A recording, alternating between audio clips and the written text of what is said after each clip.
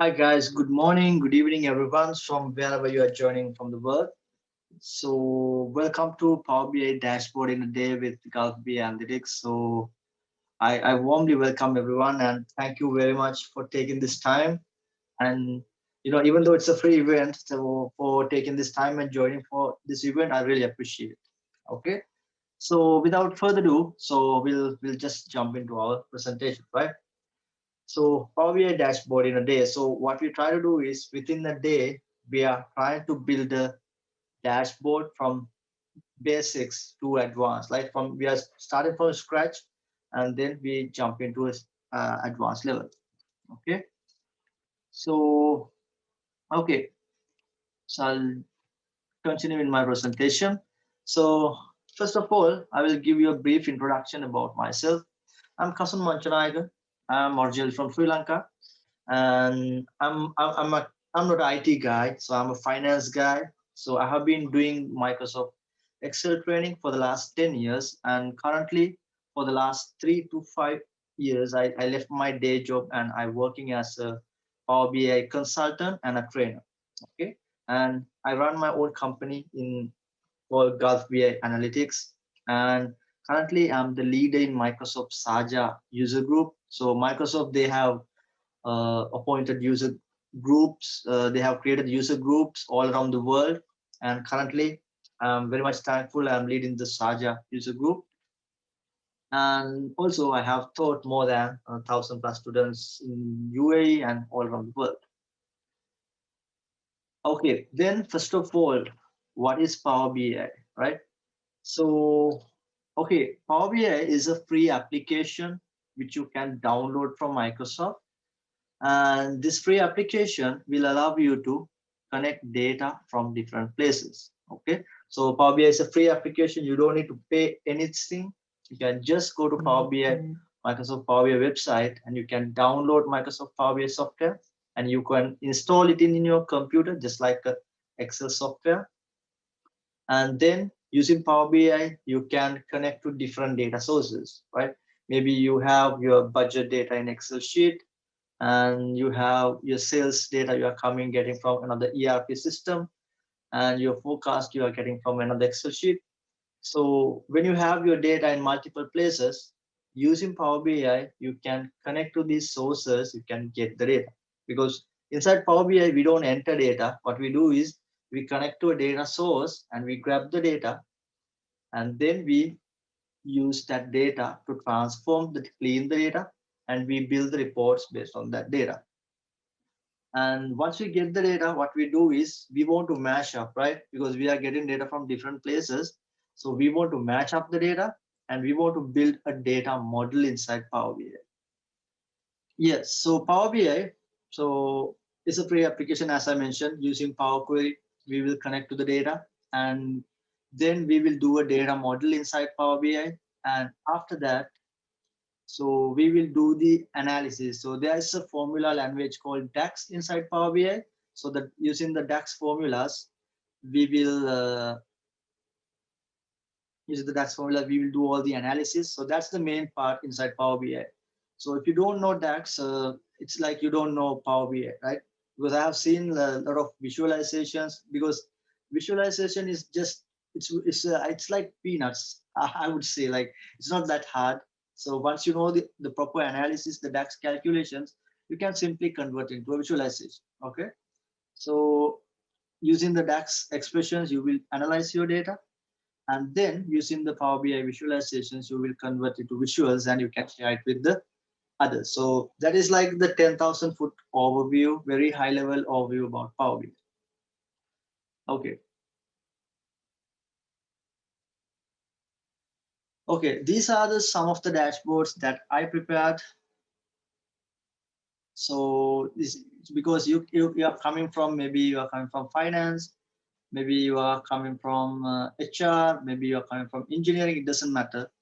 So you can build report from any industry. Doesn't matter. So if you are working with data, if you are working with reporting, so what you can do is using Power BI, you can build any sort of dashboards like this. Okay. And the evolution of BI. So first wave is the, okay, so I will give you how the BI, the evolution of BI. Okay, first of all, so earlier we had to depend on the IT, right? Earlier, when we want to get a BI report, intelligence report, or maybe when we want to get some analytics, what we had to do is like 10 years, 15 years back, we had to depend on IT. Okay, so we have to depend on IT when we are getting this information. So maybe you request the report from IT, so they will build it from their end and they will share it with the users. And the second wave is like 5 to 10 years back, the softwares like Tableau, Power BI, and ClickView, these softwares got introduced. Okay. After that, people who has some sort of analytical skills, they started using these tools and they got the access to the source data and they started building reports. So after that, so they have sort of IT background, like some sort of coding knowledge and some sort of business background, right? So they used to build the reports and they used to share it with the end users. Okay, that's the second wave.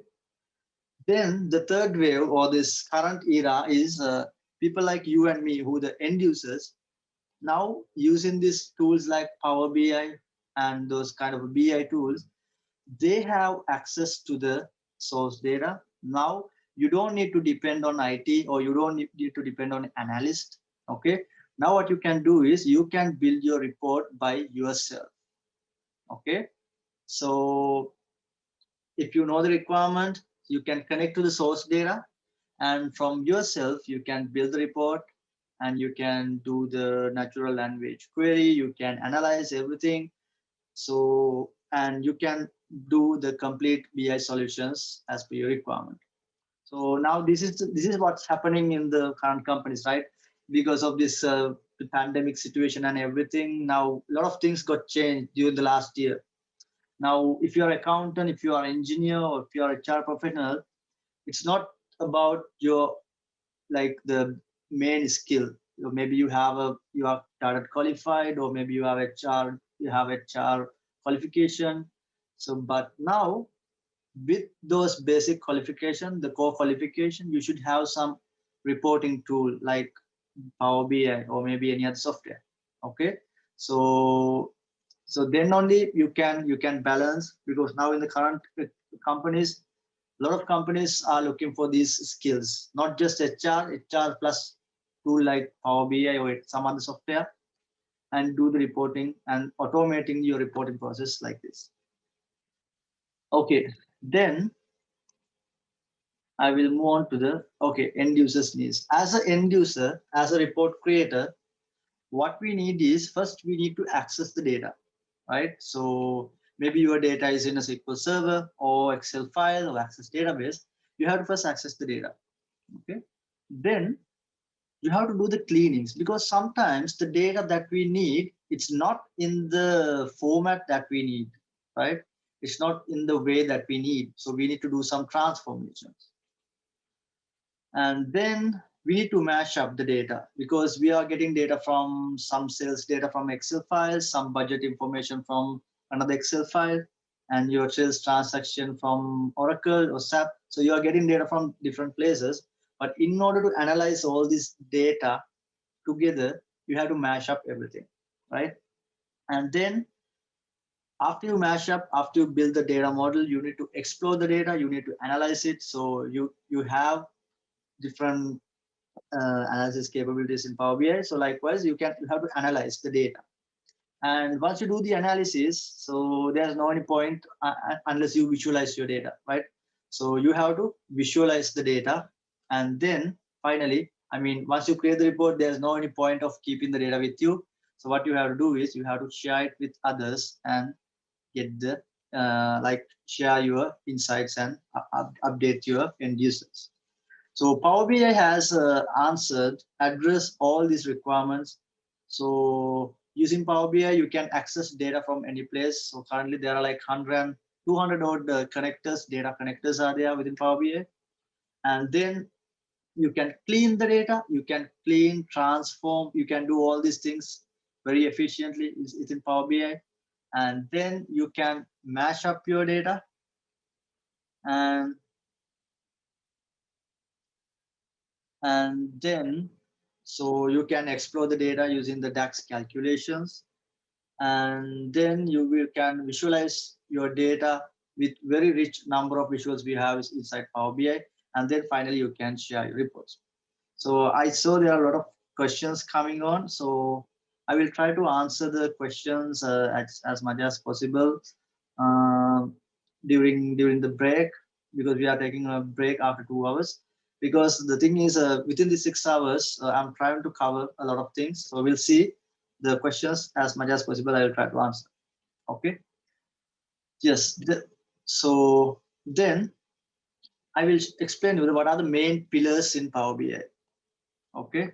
So we have the Power Query, so which is data where we used to transform and clean the data. So that is our ETL tool where we used to extract and transform load data into Power BI. So Power Query is so powerful. We'll be covering it. I mean, in our training, we are doing in-house training and the online trainings as well. So we'll be covering in depth about all these things. So now what we're going to do is we will be covering some of the parts inside Power Query. Okay. And then the data modeling. So that is the cornerstones in Power BI, because when you got the data from different places, you have to combine all your data and you have to mash up everything. So we use the data model feature for that. And then the Power BI desktop, where once we transform the data and once we build the data model, we will do all the DAX calculations inside the Power BI desktop, and we will transform it to visualizations. And finally, when you want to share your report, you will use the Power BI service account, where you can share insights, the reports with other users. Okay. And then, okay, now you might think, why Power BI specifically? There are a lot of BI tools out in the market, but why specifically Power BI? Okay, so the reason is, I will give you some of the reasons, top reasons why you need to use Power BI. So with Power BI, you can connect your data. It doesn't matter where you have your data. Maybe it's in an Excel file, SQL Server, Oracle, SAP. So whatever it is, you can connect your data. So as you can see on this screen, using the get data option, you can connect to whatever the data source you have. So there are like 200 odd data connectors are there, where you can connect and grab the data into the Power BI. So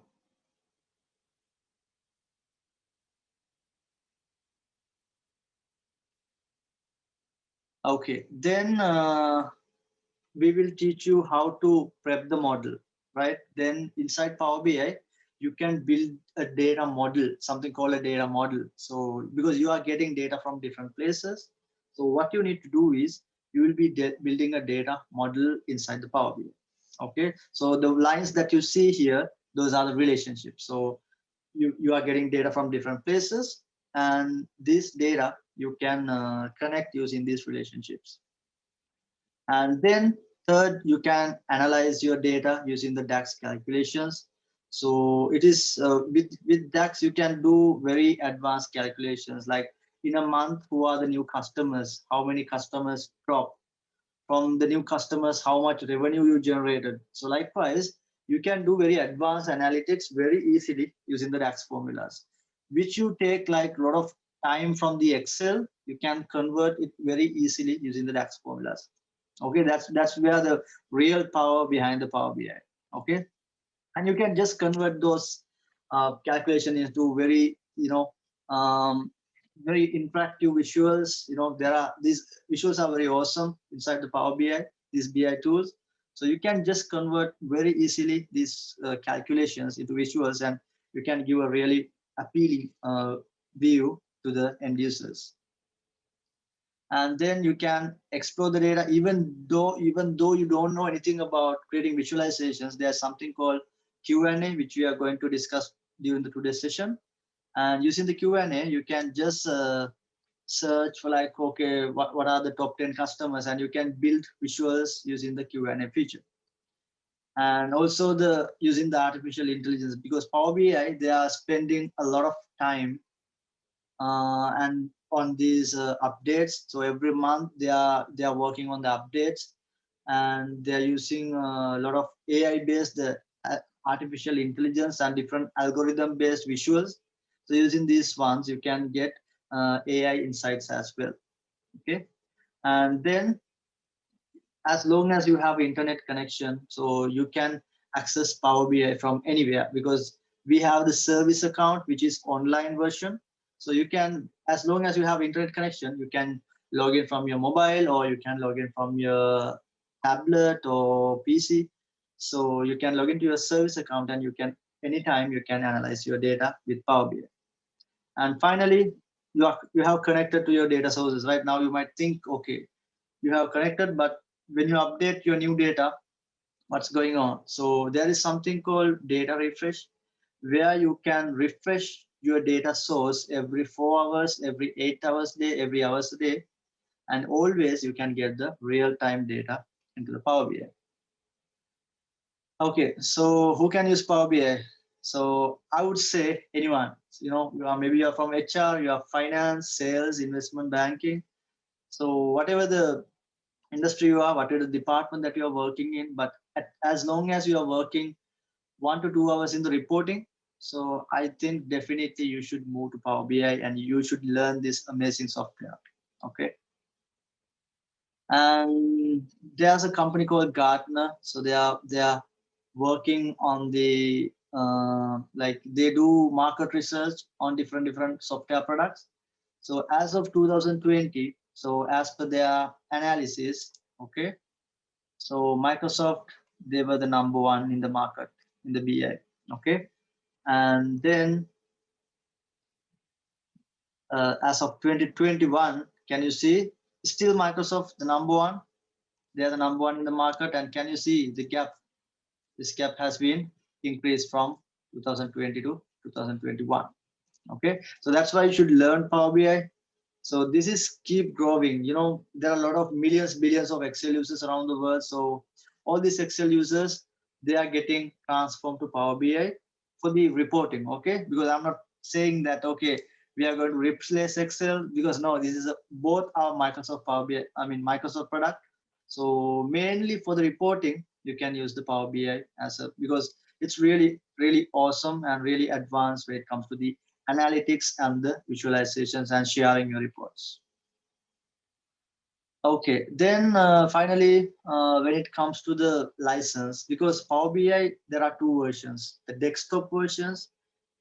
This is just like, you know, you are installing Excel, Microsoft Excel, right? You can just install Microsoft Power BI desktop. It's a free version. You can just Google for the Power BI desktop, and you can freely install it. There is no any cost.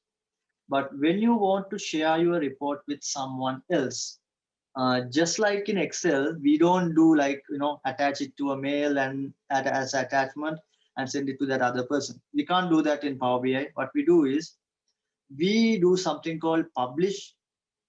In order to do the publish, you have to have this account, like the license. Okay. So there's the basic license is $10, and we have the premium per user, $20 per month, and the per capacity is $5,000 per month. That's for the big companies, but you can take the $10 per month license, which you will get 60 days trial. You can just, you know, play with it and see how it works.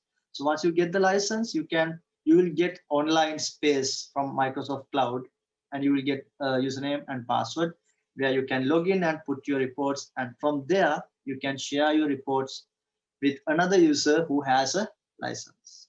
Okay, so that's about the licensing part, and yes, that's pretty much about the introduction. So yes, and then I will try to jump into our project. Okay. Okay, so I will close this window, and currently I'm sharing my active window, right? Okay. And yes, before we move on to the our dashboard in the day session, I just want to give you a small introduction like about our company. We Gulf BI Analytics, we provide training and consultancy. So this is our main program, like analyzing and visualizing data with Power BI. So it's a 999 dirhams. It's a paid course. I think roughly it's like $270. So in this course, we'll be explaining you everything. So it's 25 hours course.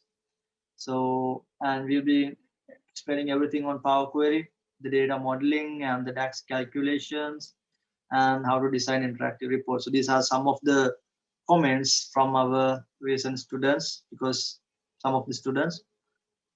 So if you want, you can join. We are starting a new batch on the 9th April, Friday in this month.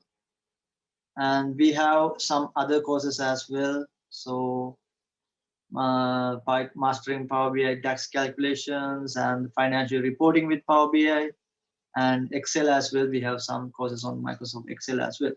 So you can go to our courses. I will just put it on the chat. Okay, you can just bookmark if you required. So, and then yes, then I will jump into our session. Okay.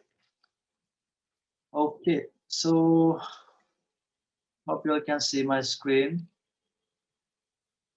Dashboard in a day. Okay. So first of all, I will show you what we are going to build at the end of today's session. So at the end of today's session, this is what you going to have. Okay. So I'll be giving you all the materials and the recording as I mentioned you earlier. So I will share a link to our Telegram group, just like WhatsApp. It's a Telegram group, because in Telegram group we can handle like 100,000 users. So I will send you the link so you can join for that group, and after that you can get the materials and the recording and of the today's session. And this data is from Microsoft. So this is the session, this is the dashboard that we are going to build today. So you can see the market analysis. So when you select different markets, different competitors, you will see it's getting changed. And you have this play axis where you can change your reports. And then when you go here, you can see by time periods, by different years, you can see the analysis. And also you have the manufacturers list. When you click on each button, you can see it's activating and deactivating. Right, so this is the final dashboard that we are going to build. So in order to do that, in this next 5 hours, we'll try to complete this dashboard. And we are just starting from just these Excel files. Okay, this is our data. Okay, so our data is in these folders. So yes, so these are our data. We have data about our sales, and then we have data about our different dimensions, like the geographical areas where we're selling the data, and our products and our competitors, manufacturers. So all this information we have in these 3 files. So these are the sales from different companies, different countries. And then you have the sales information about USA, and we have some other information like the products and the manufacturers and the geography. Okay, so what we try to do is we are trying to get this data into the Power Query, and we will try to build our model from scratch. Okay, so I'll close everything. So what I'm going to do is now I will open a blank Power BI file. Okay, so first of all, what I'm trying to do is I will load my data one by one, and I will get the data into the Power Query. And after that, I will build the data model. And on top of that, I will build the DAX calculations and finally the visualization. Okay. So first of all, I need to get the data. Okay. So in order to get the data, I have to click on this get data menu. Okay. So before that, I will just give you a small introduction about Power BI interface. So here you have the report view. So this is the place. Today's session, actually, we are going to just scratch the surface. Okay. because Power BI is not something that we can complete within 6 hours, but we will try to cover some main areas and we'll try to build a dashboard, small dashboard within this 5 hours time. Okay, because there are a lot of concepts are there. We will not be able to go in detail, in depth in these concepts, but we'll try to do within 5 hours. We'll try to achieve like how to get the data and how to build a model and how to finish a dashboard. Okay, so here you have the report view. This is the place where you create all the visualizations. You can add new reports just like in Excel. And here you have the data view where you can see your data just like in Excel table. Okay. And here you have the model view. There's something called model view. So once you load your data, this is the place where you're going to create the relationships and everything. Okay. So then first of all, I will go to the report and I will go to my home ribbon. This one. Okay. This is my home ribbon. And I will click on the get data. Okay, I will click on get data and I will try to get my data into Power BI. So my first data is in a CSV file. Okay, so based on the file type that you are using, you have different options here. Maybe it's Excel, maybe it's a Power BI dataset or Power BI data flow or SQL server or from website or from a text CSV file. So based on the different file type that you are using, you have a different option to get the data. Also, if you click on more, I click on the more button, it will allow you to connect to some other sources like IBM, Oracle, SAP, Google, Azure. Likewise, there are so much of connectors are there, Dynamics 365. So you can just go through this list and you can see whatever the system that you are using in your company, is it here. Even if it is not there, you can just export your data to Excel file and from there you can connect it to Power BI. Okay, so I'll just close this. So my data is first data that I'm going to load is my sales data. It's in a CSV file. So I will click on get data and I will select this text CSV option. Okay, and I will click on that. So now once I click on that, it will take me to my folder where I have my data. Okay, so I will go to the data and I will open my first sales file. Okay, it's in this data folder, US sales. So I'll click on this file and I will click open. Okay, so then what I will do is, okay, once I open the data, can you see it says file origin, delimiter, data type detection, and transform data, load data, so different options. Okay, so from here, okay, I will explain you what is this data type detection. That means not like in Excel, okay, when you are working with Power BI, so it always asks you to give a data type. Okay, so that means from here it is asking what is how should I detect the data type. So Power BI is asking me, so I have few options. I can say, okay, based on the first 200 rows detect the data type, or based on the entire data set, or do not detect data types. Okay, so what it will do is it will go through your data. So let's say I have 5 columns here, right? So it will go through the product ID column row by row. Power BI will do this. When I say detect the data type based on first 200 rows, he will go through the first 200 rows in my data. Okay, and he will think, okay, this column looks like a number, so I will give the number data type to this. Okay, so likewise, column by column, then he will jump to the next column and he will look, okay, this looks like a date value for me. Okay, I will give the date data type for this.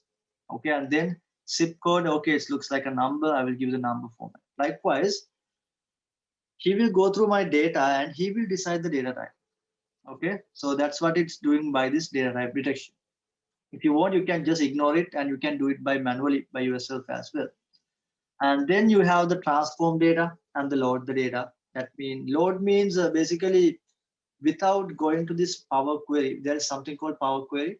You will just drop your data, dump your data into Power BI. But as a best practice, I always recommend you to go to transform data, which will take you to the ETL or as the extract, transform, load, or the Power Query tool inside Power BI. Okay, and you can go there and you can do some cleanings to your data. Okay, so what I will do is without loading data, I will just click on transform data. So as I mentioned you guys earlier in this session, we are trying to scratch the surface only. Okay, there are a lot of things going inside Power BI, so you have to learn so much of things. But we'll see today. In today's session, I will try to give maximum to build a dashboard, but I will not be covering everything. Okay, so okay, so now I have loaded the sales data, and can you see once I load the data, there is something called applied steps in this side. Okay, I will highlight it. So that means whenever you load some data, so whatever the changes that we are doing, if you remove a column, if you delete something, it's getting recorded just like a macro. Okay, so whatever the step that you are doing, it's getting recorded. That's why the Power Query is so powerful. So every single thing that you are going to do in here, except the changing of this name here, except that everything else going to get recorded. So can you see, if you click on these steps, it will give you a preview of your data at that point. Okay, see, this is how we load the data: product ID, date, SIP, units, revenue. It's in the first row. See, then there's something called promoted headers. That means it's promoting that line as a header. Okay, then as I told you, change type. This is what I mentioned you earlier when we load the data, right? So this will change the data type. So if you see here, everything it says ABC. Okay, and if you click on ABC, can you see these are the data types inside Power Query? So decimal numbers, fixed decimal numbers, whole numbers, percentage, date, text values. So likewise, you have different data types, but currently it's all ABC because we haven't detected the data type yet. Okay, then if you click on the change type, can you see product ID, it became a number 123. This value became a date. Zip code became a text, a number. Unit numbers, revenue, decimal number. So likewise, it's getting changed. Okay. So then, okay, then first thing what I want to do is in this sales data, the zip code. Okay, zip code. I don't want to do any calculations using the zip code. So what I'm going to do, I will try to transform this zip code into a text value. Okay, so in order to change the data type, so there are multiple ways. Okay, so if you want, you can go here, and from here you can do the change type, or else you can come here, you can click on this button and you can change the data type. So there are multiple ways to do the same thing inside Power BI. Power Query. I see this thing so many places. Okay, so you can do whatever the convenience. So I always prefer to do it from here. 1, 2, 3 text. Okay, and it is asking me whether you want to replace the current step, because there is something called change type step. See, so there is a step called change type. So he's asking me whether you want to add a new line like another change type, or you want to do the replace whatever the current step, because it says it has already converted it to a number. So I'll say just replace the current. Instead of number, just change it to ABC. That's why it didn't add a new step here. Okay, so then okay, now I'm in my Power Query, right? So this is Power Query. So from here, we going to do a lot of transformations, data transformation. And then I'm going to load my second file. Okay, all my data in Excel or CSV. Okay, so for this example, for this dashboard, we are using our data from Excel or a CSV file. So now what I'm going to do is I'm going to load this BI dimension. It's in the same folder. So I'm going to load this file. So what I will do is now inside Power Query as well. Okay, inside guys, just some of you guys have requested the data. I will provide the data because I'm doing a little bit fast. I don't think you will be able to follow along with me now. So I will provide the data, all the materials, the recording once you join for this Telegram group, which I will share you later. Okay. So now I'm trying to load data from a text Excel file. Okay, my BI dimension is Excel file. So I will click on that and I will click on open. And inside this file, I have yes, because not like CSV file. Now, if you notice, when I'm opening a CSV file, it gave me a different window, right? But when I'm opening Excel file, it's giving me a different window. So file to file, like whatever the data source that you are selecting, this interface will get changed. When you are getting data from SQL Server, you have to enter the database name and the server name. So likewise, it get changed. But once you get the data and once you transform it to Power Query, it will be all same. Okay. Okay. Now this is my Excel file. So I have the products detail. This one, you can click on the this name and you can see a preview in here in the right hand side. Okay, so this is my product table, that's fine. And the geography data, okay, that is also fine. But I cannot load it as unless I put a tick mark here. So I'll put a tick mark. And the manufacturers also, it's fine. So I'll put a tick mark as well. And another product, so actually that is the same thing as the product table, no? So now you might think why there are two products. So the difference is the one with the blue line, it's a table. Okay, inside Excel, it's a table.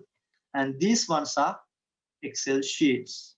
Okay, so I will not load this one because I don't want to keep duplicate or the redundant data.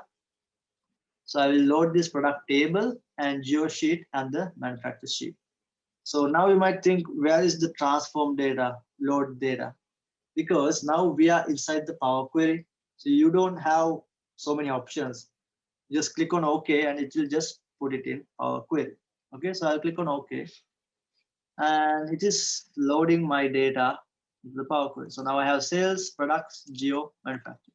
We will change these names later. Okay. Before that, first we will see how we can get all our data. Okay. Then what I can do is I will go to my folder. So I have loaded the BI dimensions, sales data. Then I want to load this international sales. Okay. So there are some files. So if I double click and open, all these are CSV files. Okay. So these files contains, sorry, so these files contains about the products, dates, ship, units, revenue, and country. Okay.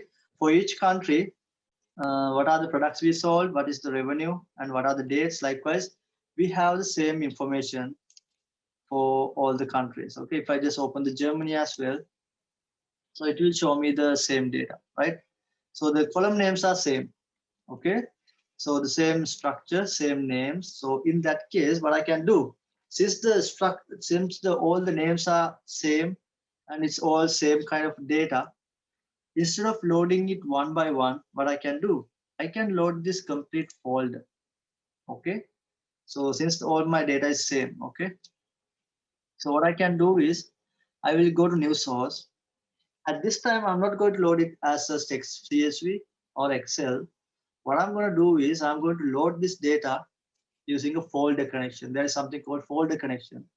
So whatever the data that you are putting into this folder, if it is in the same structure, and then it can be different structure as well. We can get that data as well, but we can load this data at once. Okay, so I will click on folder connection. Can you see here? Sorry. See here, this folder connection. In this folder connection, I will click on connect and I'm trying to get this data. So what you need to do is you can click on browse and you can go to that path where you have your data and click on OK. But I don't feel like doing it in that way. So I have a very easy method. What I do is I will go to my folder in the Windows Explorer and I will just copy the path from here. So it's international sales, right? This one. So I'll just copy the path from here, Control C, copy the path, come here, Control V, and OK.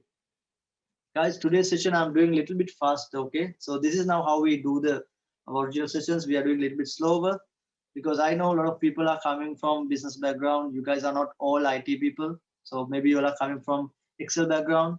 So we will explain everything in a simplified manner, but today's session, it will be a little bit faster because we are trying to achieve a lot of things within this 5 hours. Okay. Okay. So now you click on, once you use that folder connection, it will show you, okay, these are the files you have inside that folder.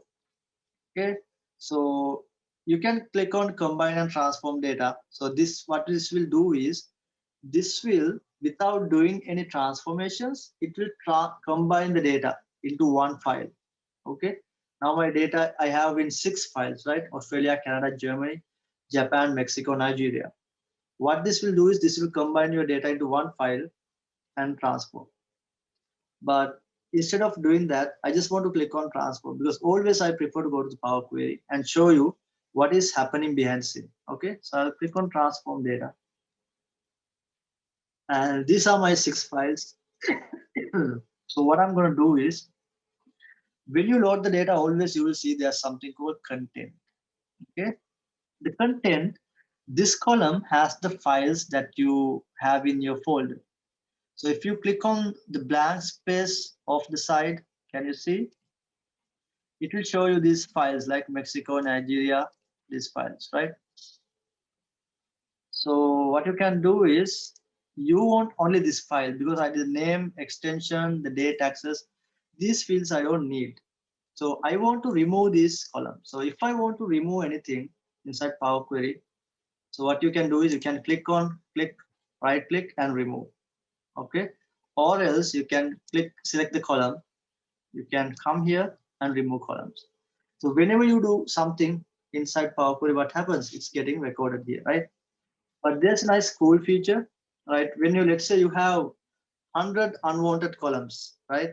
So in that case, you cannot select one by one and delete. Maybe what you can do is, you can select the column that you want to keep, okay? And then right click, there's something called remove other columns, this one, okay? Using this option, you can remove all the other columns except the selected ones. And in applied steps, can you see there is only one step now? Okay. So I'm going to right click and remove other columns. See, when I do that, it has added a new step. But if you did it mistakenly, what you can do? You can just click on the X out and undo that, right? So we'll right click, remove other columns. I'll do it again. And yes, now I can see my data. Then what I can do is, there's something called combine. Okay. That means I'm going to combine these files into one file, because all the data structure is same. Okay, so what I can do is, I can click on this button. When I click on this button, what happens is, Power Query is creating a sample file, sample format, and he's doing something in the background. Okay, and he is combining these files into one file. So if you see here, currently we have 2 steps only in the applied step, right? And so you can see this same combined file button in here as well. Okay. So if I click here, this will merge all files in the given column into single table. Okay. So all the files in this column will convert into single table. So I'll click on that and see. So Power Query will do something from the backend. Okay. And then it will show you the preview of the data. And then I will, when I click on OK, it will show you, okay, this is the first file, the Australia one, and this is the sample. And he's taking a sample, and then Power Query, he will do some steps. See, he's getting a sample, and he's create a parameter, something called parameter. And then he is use function and invoke it to the other files, and he's combining it. So these things I'm not going to teach you now. So that's what happened behind the scene. And now if you see this report, see, so usually you will see only one value, because by default Power Query is evaluating only the first 1,000 rows.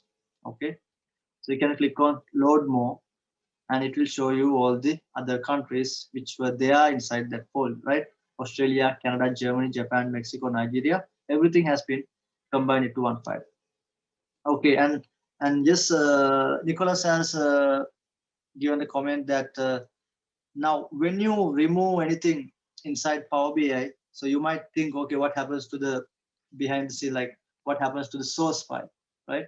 So when you delete something in Power Query, it is not affecting to the source file, because we are inside Power BI, we are working on a copy of our data. Okay, so our original data is in the source. We are just taking a copy, but we have a connection to the data, right? So that's why whenever you update the data, this data will also get updated. Okay, but whenever you delete something, it will not affect your source data. It is happening on the Power BI Power Query end only. Okay, so then in here also I have the, okay, I'll just look at the my columns: product ID, date, zip, units, revenue, country. Okay, everything looks fine, but zip code I will keep as a text column in everywhere. Okay, and everything else looks fine for me. Okay, then okay, this is my all the data. I have sales, products, geo, manufacturers information, and international sales. So those are my all the data. So what I'm going to do is, as a best practice, always try to give a proper name to your data. Okay, so I'm trying to rename these tables. So there are multiple ways to rename the tables. Maybe you can just double click here. So these tables means the queries, whatever the data that you loaded. Okay, so you can just double click here and rename, or maybe you can right click and rename, or else you can go here and rename. Okay, so there are multiple ways to do the same thing. You can do whatever the way that is easier for you. Okay, so I will rename this as fact sales. So now you might think why I put fact. Okay, so in the data modeling world, we have two types of tables: fact tables and the dimensions. So fact means, I will give you a simple introduction. Like fact means the transactional, the events or the data that is getting changed every day, like sales information, attendance, production data. Likewise, these are the things which is getting changed, and that's why I put in front of sales table I put fact, and the products, it's a dimension table. Okay, so I'll click on dim products. Okay, and here also I'll change it to dim geography, and then dim manufacturer, because all are dimension tables, which means we are using these tables. In these tables, mainly these are the attributes. Like for an example, when you're entering a sales invoice, what you do, you are entering only the, like, product name, quantity, price, and the sales amount, right? But as an analyst, you don't, when you want to do analysis, you don't enough these fields, right? Sometimes you want to look at sales by brands, look at sales by product color, look at the sales by product model, right? And look at sales by different months, different years. So when you want to do this kind of advanced analytics, uh, you have to have these additional fields. So these are the fields, these are the additional attributes called, we call them as dimension tables. So we will provide this information, all this information about the product in these dimension tables, and we are essentially trying to connect with the fact table in our data model and trying to analyze using these fields in this dimension table. So that's, I know that's very high level overview about the dimension and fact. And then finally, the international sales, I will rename it as fact int sales. Okay, now I have renamed all my data. So now I'm trying to look at my data tables one by one, and I will see what are the transformations that I want to do. Okay, before that,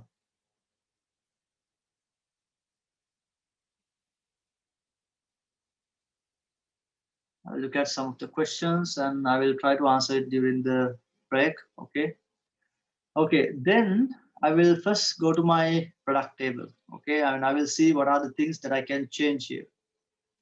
Okay, I have the product ID and I have a column called product, category, manufacturer ID, price. Okay. First thing what I want to do is the product column, this one. Okay. It looks fine for me, but actually there are two informations available inside this column: the product and the segment also. Okay, it's in the one same column, so I can split it using this pipe. Okay, this sign we call it as pipe. Okay, so I want to split these two values. Okay, so what I will do is because this values are in one column now, product and segment, I want to put it into the two columns. So I'll select this column and I will go to this transform ribbon, and there are two columns, right? Two ribbons, transform and add column. So basically the difference between, because sometimes you might see the same options. Okay, this is statistics as standard, format. See here also format, statistics, standard. You might see the same option in both the columns. The difference is if you do it in the transform, it will do that whatever the change or the transformation that you are doing, it's doing in the same column. And if you use add column, it will create a new column and will do that transformation. Okay, that's the difference between this transform and the add column. So I will go to the transform because I want to split this existing column into two columns. I will select that column and I will use this split column option. Okay, I'll click on the split column option and I will click on by delimiter. Okay, so I'm using the delimiter. My delimiter is this pipe. Okay, so see, Power Query using the IntelliSense is trying to suggest me, okay, you can use the delimiter as the dash, but that's not my requirement. So I will say it's not should be dash, it should be the pipe. So I will press shift and this. So you can find it in your keyboard above the enter sign. In my case, I'm not sure whether in your keyboard. So then I have only one pipe, even it's left, right, it doesn't matter. I will say each occurrence. So using this one, I want to split my these values into two columns. So I'll click on OK. Yes. So now these two values has been split into two columns. So I'll just double click on the header. This is how you rename the column names. I'll rename it as product, and this one, double click segment. Okay. So I have product ID, product segment, category, manufacturer ID, price. Okay. Price is in ABC, but price I want to keep it as a decimal number, right? So what I will do is I will try to convert it to a decimal number. Oh. I'm getting an error. Why? Because I cannot convert. Okay. If I did something mistake, what I can do? I can just click on the X and I can undo that, right? So that's how you do the undo in Power Query. Because there is something called USD here, the currency. Because it's a text value, I cannot convert into a number. Okay. In that case, what we should do is we have to extract the number part into another column, right? So to do that, there are multiple ways. Okay. One is you can split. Still, you can split, right? Using the space. I think there is only one space. Yes. We can split these two values into two columns. But I'm going to show you a different approach now. Okay. So because I'm trying to teach you different things during this small number of data. Okay. So the price column, I can go to this add column. Okay. I will go to this add column here. There is something called column from example. This is really awesome feature. Okay. I really like this. Okay. You can do so much of things. So what you can do, what I'm going to do is now, I am going to extract this price from this column into another column. That is my requirement. Okay. So to do that, I will select this column. I will go to column from example. I will click on this drop down and I'll say from selection, this one. Okay. I'll click on from selection. Then what this will do is actually, if I can tell examples, okay, I can just type it. I can just type the examples and I can tell, okay, this is what I want to extract. So can you do the same for all the other rows as well? Okay. So what I'm going to do is I will just double click here. What is the matching row? This one, right? So I'll say extract me 412.13. Extract me this value. So like I'm just manually typing. So once I type and enter, sometimes I have to give multiple examples. Maybe I have to do in 2-3 rows. But if it is a very easier one, he will pick it from the first example. Okay, if I press enter, can you see the gray colored ones? These are from every row he has extracted the number. Can you see here? Power query, he has written a small function now in order to guess this value. Okay, so I can click on OK and see now my numbers are in a separate column. Okay, now I can convert it to a decimal number, right? No issues, it will just convert the number to decimal, and I will double click and change the max retail price, MRP. Okay. Then let's say I want to extract and then I want to extract the USD, the currency, into another column. Okay. So what I will do, I will select the column. I can do the same thing, right? Or maybe I can just split it, but I really like to do this one. It's really cool feature. So from selection, I'll just type, I want to extract USD. Sometimes when I have more currencies, maybe I have to give multiple examples, but I think in this file, we have only the USD. So when I type enter, yes, from one shot, he picked what I want to extract. Okay. Okay. Because in this column, I have only the USD currency. I know that. Okay. Then I can change this as currency. Okay, I have the MRP currency and this one I don't need now because I don't want to keep redundant data. Okay, so I'll just right click and remove. So even to remove a column, there are multiple ways. Right click and remove, or else you can go to home ribbon, select the column, remove columns, remove from here. So multiple ways. Okay, so I'll select and I'll do it from here. Can you see removed columns? The new step has been added. Okay, then yeah, that's all. And also, I just want to highlight a small thing. In Power Query, sometimes when you do these things and you stop your model from here, let's say after 6 months, you're going to come back and look at your model. Sometimes you don't remember what you did, right? It says, see, what are the steps? It says insert text after delimiter, rename columns. It doesn't make sense, right? So, but what you can do is you can rename these steps. Can you see? Right click and rename. Okay.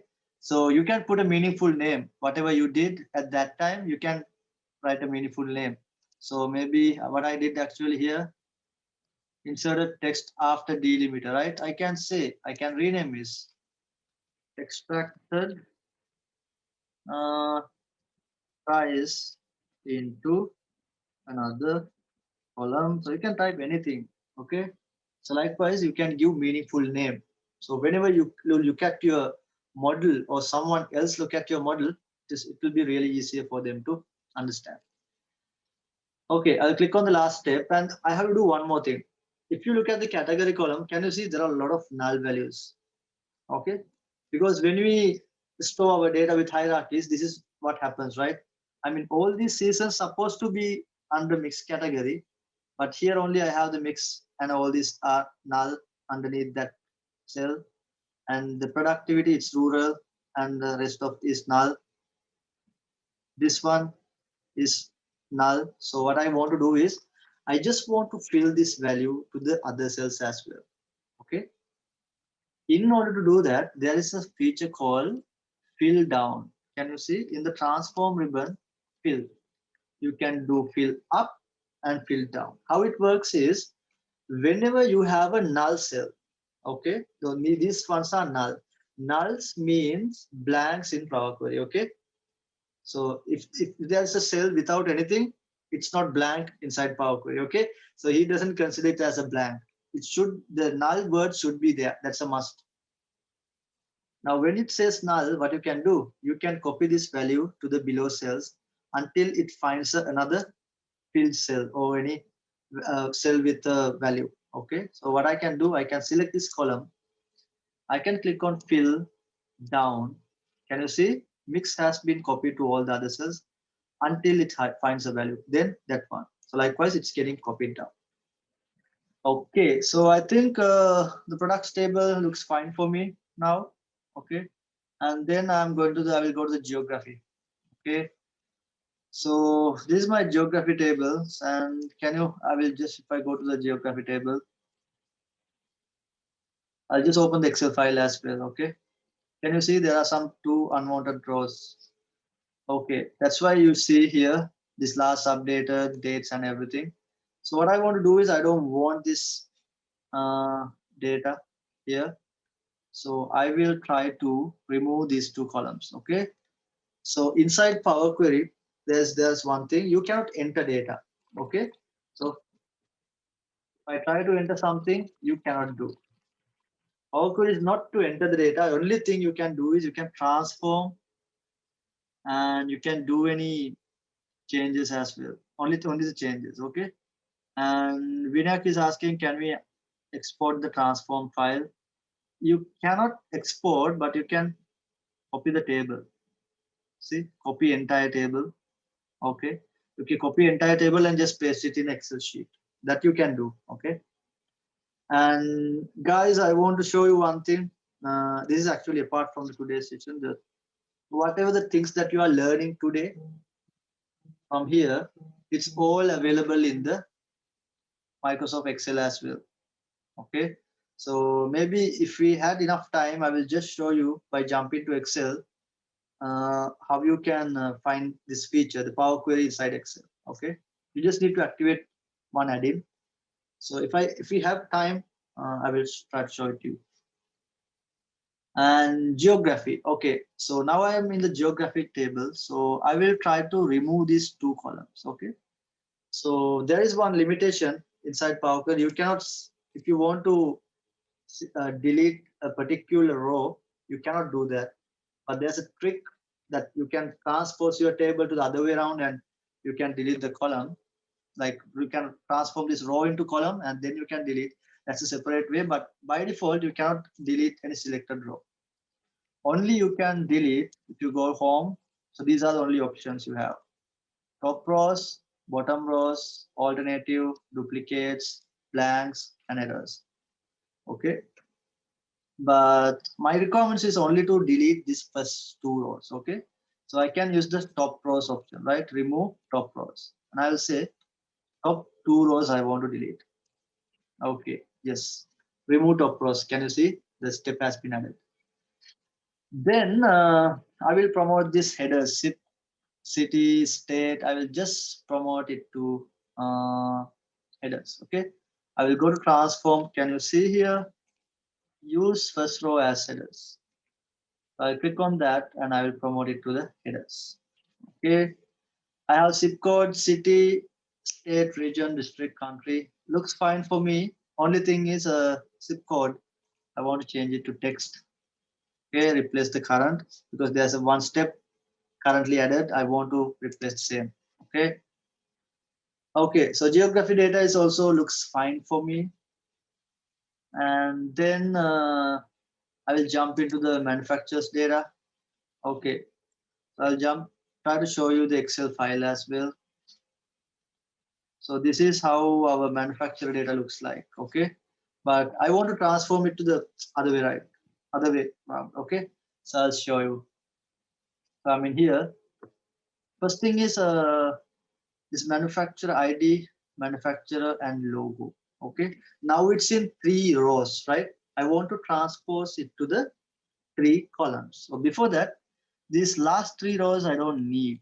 Okay, what I will do, I will again go to home, remove rows, remove bottom rows, and last 3 rows I will remove. Okay, then so I told you, right? If I want, even if I can't remove rows, I can do a small trick, like I can transpose and I can remove it as a column, but I don't want to remove anything. So I just want to turn this to the other way around. So what I will do is I will select the query. I will go to transform, and can you see there's something called transpose?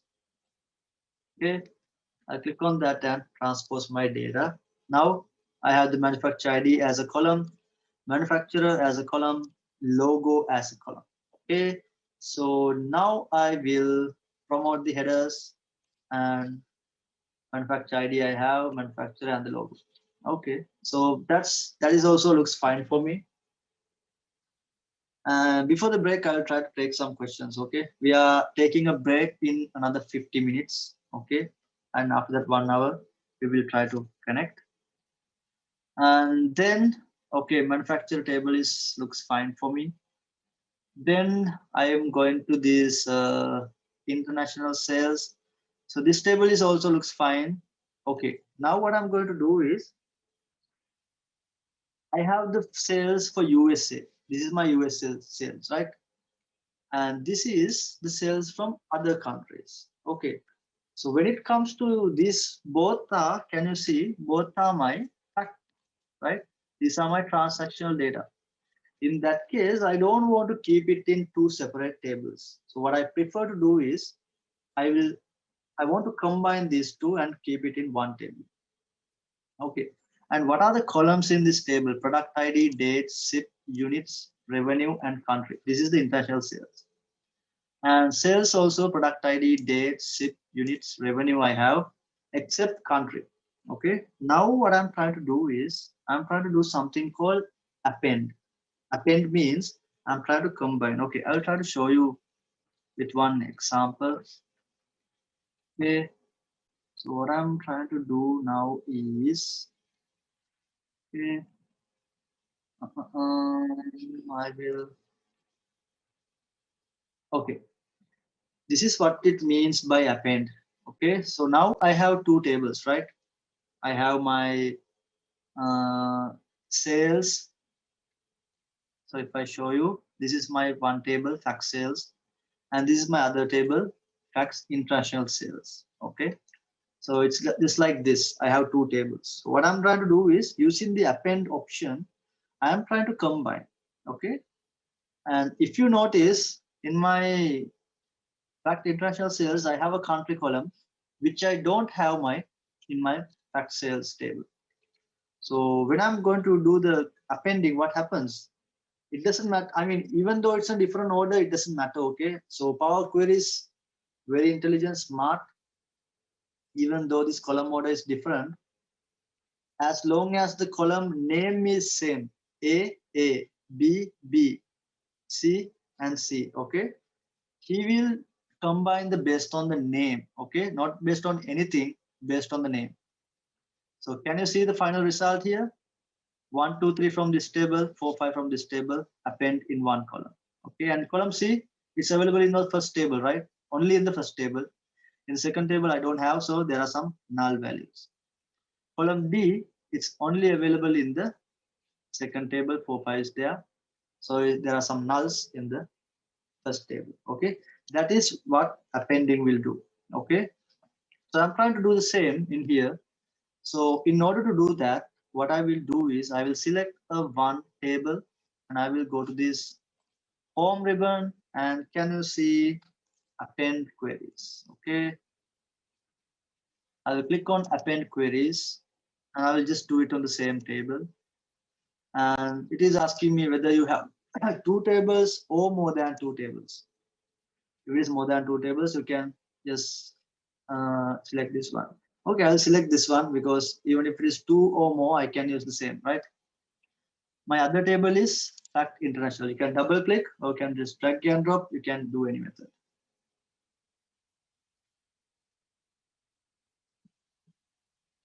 Okay, so these are the two tables. And then what I will do is I will click on OK. Okay, now can you see the countries? They are in the fact international sales table. So it came here. And but there are some nulls because in my sales table I don't have the country, so it's null. But if you click on the drop down, basically you will see first null because Power Query by default it's analyzing only the first 1,000 rows only. So if you click on load more, you will see all the other countries. Australia, Nigeria, it's loading it still because these files have some data. Can you see Australia, Canada, Germany, Japan, Mexico, Nigeria, and nulls for my current file, which is supposed to be USA. Okay. So what I want to do, I want to replace these nulls with USA. Okay. So there are multiple ways to do is what the easiest way is you can select this column, you can go to transform, you can select this replace values. Okay. And then you can just like find and replace, just like in Excel. Okay. You can replace the nulls with USA. But I don't want to do that. I will show you a different way. Okay. So what I'm going to show you is, okay, I will add a new column. I'm going to add a new column. So I will go to add column because I want to add a new column. I will add a new column and I will use some condition. If this is null, if this value, so row by row, this is evaluating. Okay. If this is null, put the value USA. If it is not null, that means in my this table is not null, right? If it is Australia, okay, take the same value. Okay. So how I'm going to tell that is, I'm going to tell that using add column, conditional column. Okay. I will rename this as country 2, the name of the column, and I will say if my country column, okay, if my country column in my this current table, this table, if it is equals to null, null, null, what should I get? I want to say USA because the nulls coming from the fact sales table, which is my own sales, own country sales, which is USA. Okay. If it is something else, I will say take whatever the value inside that column, right? So I cannot just type it and tell it. What I need to do is I have to select from this option, select a column. Okay. And then I will say take the whatever the value in the country. Because now already I have categorized the nulls as USA. Then others are my Germany, Australia, these values, right, in that column. So take the same value. So now if I click OK, can you see these ones are USA? But if you go down, I can't scroll down because there are a lot of data. So I'll just try to filter. Except nulls, I will try to filter. Okay. Yes, if I click OK, see Australia has been taken the same value. Okay. So I will remove this filter. Okay, and I'll just show you again this one. So this is what I did, country 2, and I have asked if the country, okay, the column name, this one, country equals to null, if the value in the each row is equal to null, output should be USA. If it is not null, and I have asked, select the value from the column called country, same value in that column. Okay, same country name. I hope it's clear. If you don't clear, try to, once the end of the session, I will share the recording. So look at the recording. Okay, now I'm in the, so what I want to do is, I don't want this column now. I will remove it and I will rename this as country. Okay, and I will change it to text value.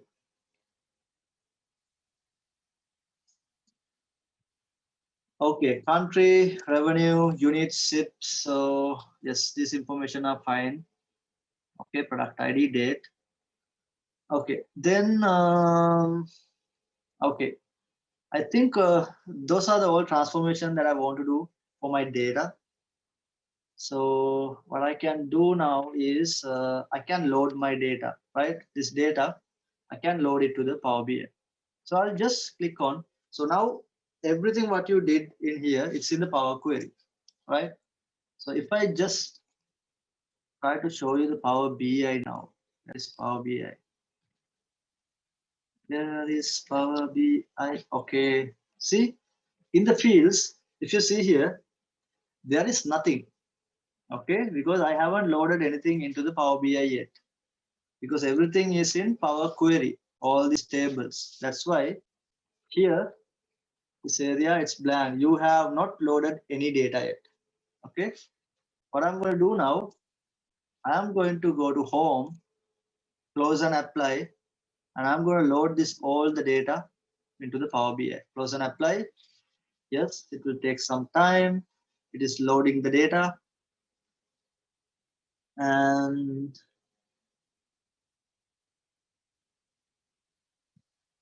ta-da, and it will load the data into Power BI. Okay, it's still loading.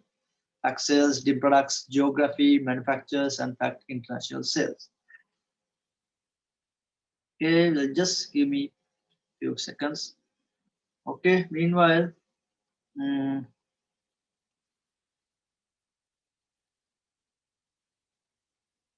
so there are, I'll try to go through some of the questions. Okay, Asad is asking to repeat the step.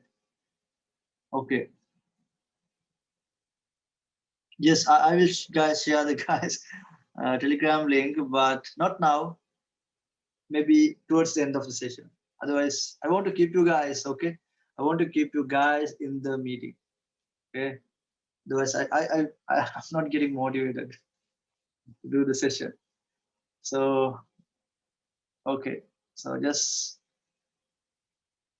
actually, yes, a break will be 1 hour. Okay, and we are loading the data from Excel files. Okay, all my data in my current PC in Excel files. But even though if the data source is changed, even though it's a SQL Server or any other fact sales table, there are some errors. We'll have a look. Okay, and okay, now we have loaded the data: geography, manufacturers, product, international sales, and sales. Okay, I don't want to load international sales. I don't want redundant data, right? Because I have already combined it to the fact sales table, right? I have appended. So now we will see, hold on, I want to go back to the Power Query. If I want to go back to the Power Query, what you can do, go to Home ribbon, go to Transform Data, click on Transform Data, okay? And now this table, I don't want to load into Power BI. So if I don't want to load anything, but I want to keep it in the Power Query because I'm combining these two in Power Query. What I can do is I can right click and there is something called enable load. Can you see that? So then you can disable the load. Okay. So right click and you can disable the load and it will continue and it will not load this table into the Power BI now. So I have disabled the load. So it's deactivated now. Even though this data is in Power Query, it will not getting loaded to the Power BI. Okay. And I saw there are some errors inside our sales table.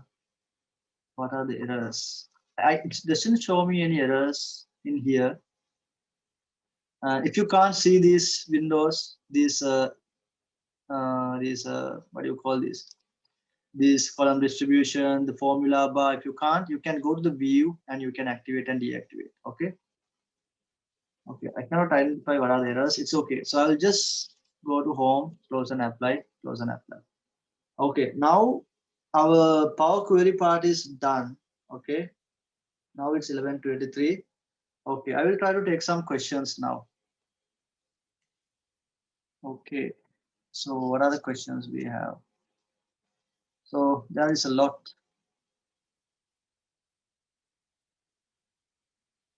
Okay, I'll go from down. How to make a row in the middle, like 7th row as my header row. You cannot do that. So inside Power Query, if there's a middle row that you want to promote, you cannot do that. It should be in the like the first row. Then only you can transform it to the header.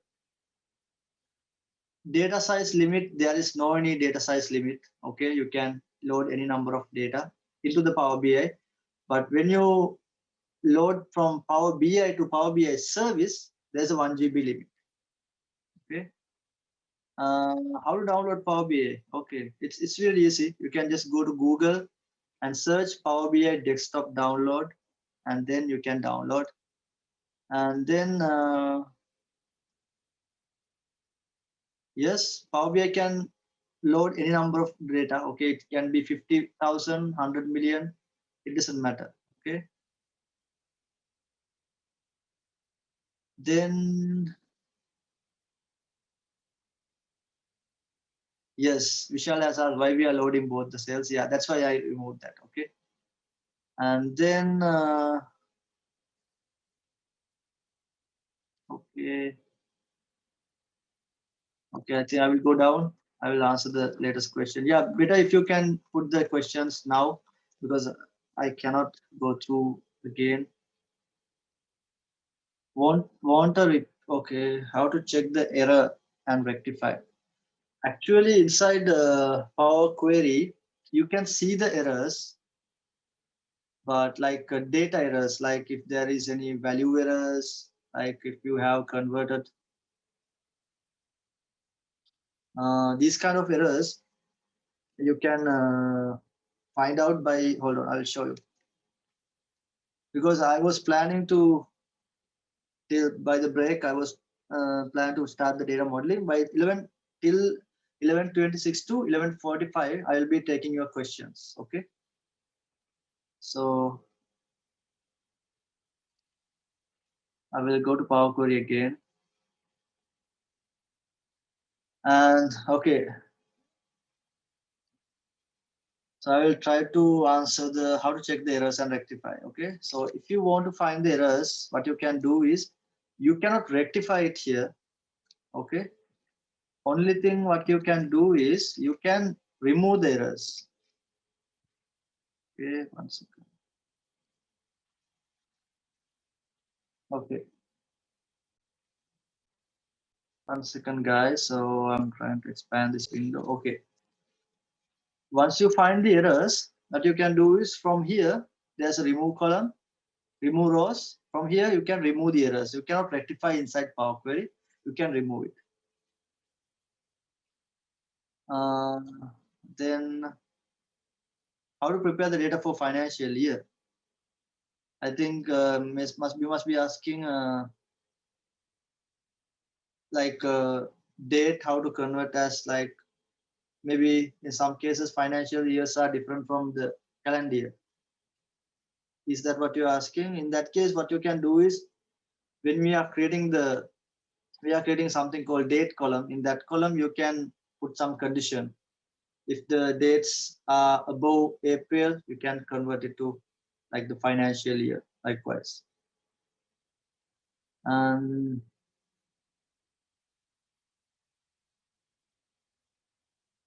okay, then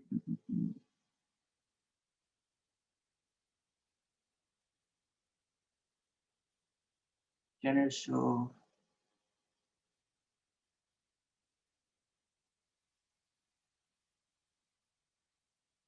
what is the main difference between Power BI and Power Query?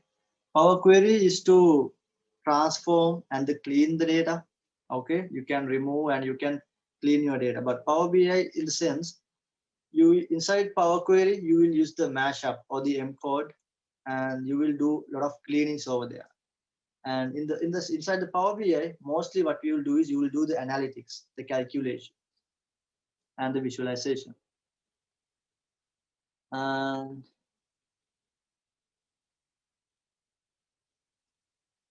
how to handle the null column when you're using the expand query? What is that? I really don't understand the question. How to handle the null column when you're using the expand query? I'm not, Hitesh, I'm not really clear about your question. Yeah. What is the, yes, measures we will be going through, but not in detail. Just we will be doing some measures. And I saw one long question from someone. Go down.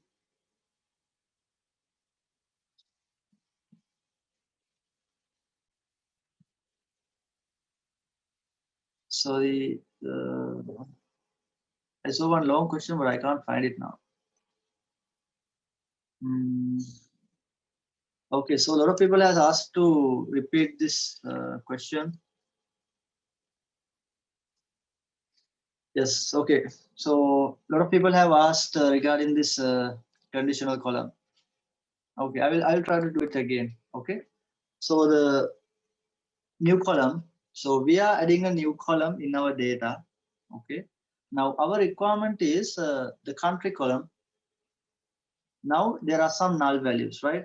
It's in the only from the data which came from the fact sales. Okay, because in the fact international sales, the country column is filled. We have a country like Australia, Nigeria, Canada, likewise.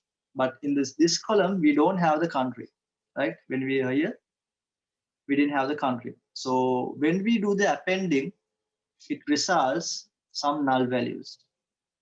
Okay, when we do the append, because the country column was not available in the fact sales.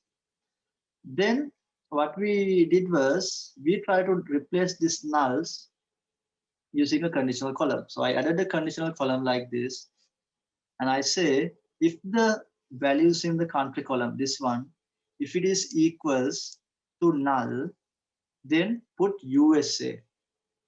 But if it is not equals null, else. This is just like if and then, right?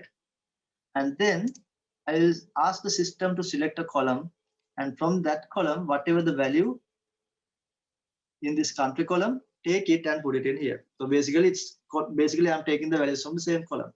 Okay, so that's why you will see whenever it is null, you will see the country USA. Else, you will see the same country name. Okay, so then I will just try to jump into our training. I will try to continue with the same with the next steps. Okay, then now we have loaded our data. We have the geography, manufacturers, products, sales. So in the report view, can you see there are 4 tables? Okay, and then we have the table view. So in this view, you can see the data. So the geography, what is inside, just like in Excel table. Okay, and the manufacturers table, what is inside, products table, what is inside, sales table, what is inside. Then in the model view, you can see your table as an objects. Okay, there are some relationships already there, which is created by the system, but I don't like to keep these relationships which created by the system. Maybe it's correct, but I prefer to build it by myself. Okay, I will just increase the size. So this is how your model looks like. I will just right click and delete these relationships. Okay. Okay. So I will not be able to explain everything in details. Even Power Query, I think we spend only 1 hour on the Power Query. So Power Query is not something we can complete within 1 hour. There are so much things to learn. So in our full courses, we'll be covering in depth all these things. So here, now I'm trying to create some relationships because, okay, so what I'm trying to do is, okay, first I will try to analyze there's a revenue fields coming from the sales table, right? So I can just drag and drop fields into my report canvas and it will create a visual. By default, it will create a clustered column. But if you click on any other visual, see, it's getting changed accordingly. Okay. So I'll keep it like that, clustered column. And let's say this is my revenue, right? I just drag and drop the revenue field into the report canvas. So it is showing me revenue in this clustered column chart. What I want to do is I want to slice this revenue number, okay, by each country. Okay. So I will drag and drop country into the axis. What I will see now. Do you think it's correct? Australia, Canada, Germany, same number of sales? I don't think it's correct. Okay. So when you have a visual like this, best thing is when you see something like this, that means there is a relationship issue. If you see same values in all the like the categorizations, that means definitely there's a relationship. But before that, always it's a good practice to convert your data into a table and look at the numbers. Okay, so it's in every country, it's giving me the same number, right? So if I remove the countries, actually that is the same total revenue for all the countries, right? So okay, I will bring back the country. That means I have a relationship issue because currently my data is not a data model. Those are individual tables only now. See, because sales table doesn't know, I mean the doesn't know how to slice his data by the geography table, fields coming from the geography table. So if I try to put the same thing with the product category, it will give you the same result. See, if I try to put instead of country, okay, if you put product category, it's the same result because there is no any relationship between whatever the tables that I have in this model. So what I have to do is I have to create relationships. Then only this will work like a data model, and then I can slice and dice. Once I create the relationship, I can slice the values in sales table by the fields from geography once I create the relationship.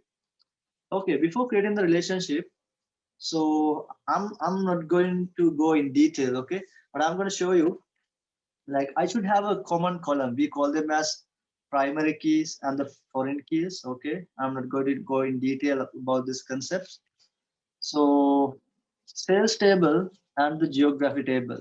What looks like the common column? District, country, state, SIP, date, SIP, revenue, country. Okay, I think for SIP code is the most lowest level, right? I think if I try to create a relationship using the SIP code in the sales and the geography, okay, I think that will allow me to create a relationship. Okay, so that looks like a common field. So what I will try to do when I want to create a relationship, what should I do? I will select the field from one table, select, drag, and hold, and drop it in the other field in the other table. So I want to put the in front in top of SIP. Okay, yeah. So it should not be the same name. Only thing is the content. Okay, but it says the relationship has cardinality meant to many. Okay, so there are a lot of concepts called cardinality, filter direction, so many things. But in simple, um, you should have one side should have only the unique values. Okay, we call them as one-to-many relationships. So that's why this error popping up in the Power Query. I can create the relationship, but this will result a lot of complications. So I will cancel this.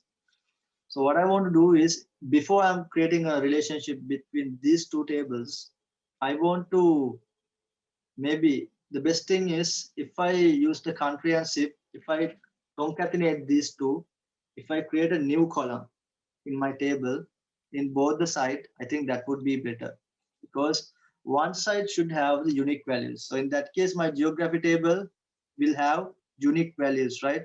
The city and the combination of zip code and the country will create a unique value. Okay, so I'll try to show you something as well. Uh, okay, so I don't have a big presentation, but okay, so okay, there is something called now once we created the relationships. Okay, first I will create the relationships and I will try to show you this filter propagation. Okay, and before that, now we are going to use DAX a little bit. Okay, so DAX will help me to do two things. One is using DAX, I can create new columns in my data. We call them as calculated columns.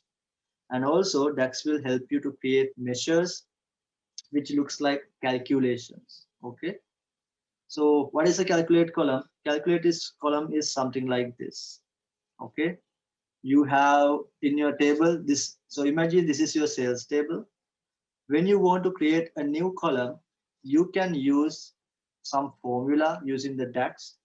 DAX is somewhat similar to Excel. Like the formulas are somewhat similar to Excel, but the syntax is completely different. The evaluation engine is completely different. Okay. And this is one example for a calculate column. So price band, if the price is less than or equal to 25, you will say low, less than or equal to 50, you will say medium, and otherwise high. Like using the if condition, you have created a calculated column. Okay, now I will jump into my model, and I'm also going to create now a new calculated column using DAX. So what I'm going to do is I'm going to combine country and ship in both the table. Then I will use that new column to create the relationship. So I will go to the data view. I will go to geography table. I will click on new column. Okay, so when you want to add a new column, so there are multiple ways. You can click on new column inside the tables, or else you can right click and click on new column from here as well. Okay, so I will click on new column. Okay, and then I will say, so it is creating a new column now. I will say, I will just increase the size of this. I want to create ship and country.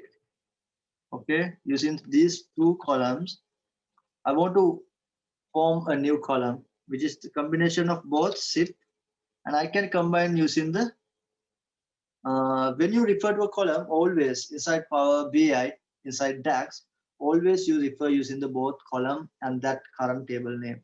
Okay, so that's why it says Geom Geographic ship column. Okay, so I'll select that. I can press the tab key to autocomplete, and I will use the and sign, and I will select the country. Sorry. So I'm just concatenating. Okay, even I can use the concatenate formula just like in Excel. So I'll just press enter. So I have created the ship column.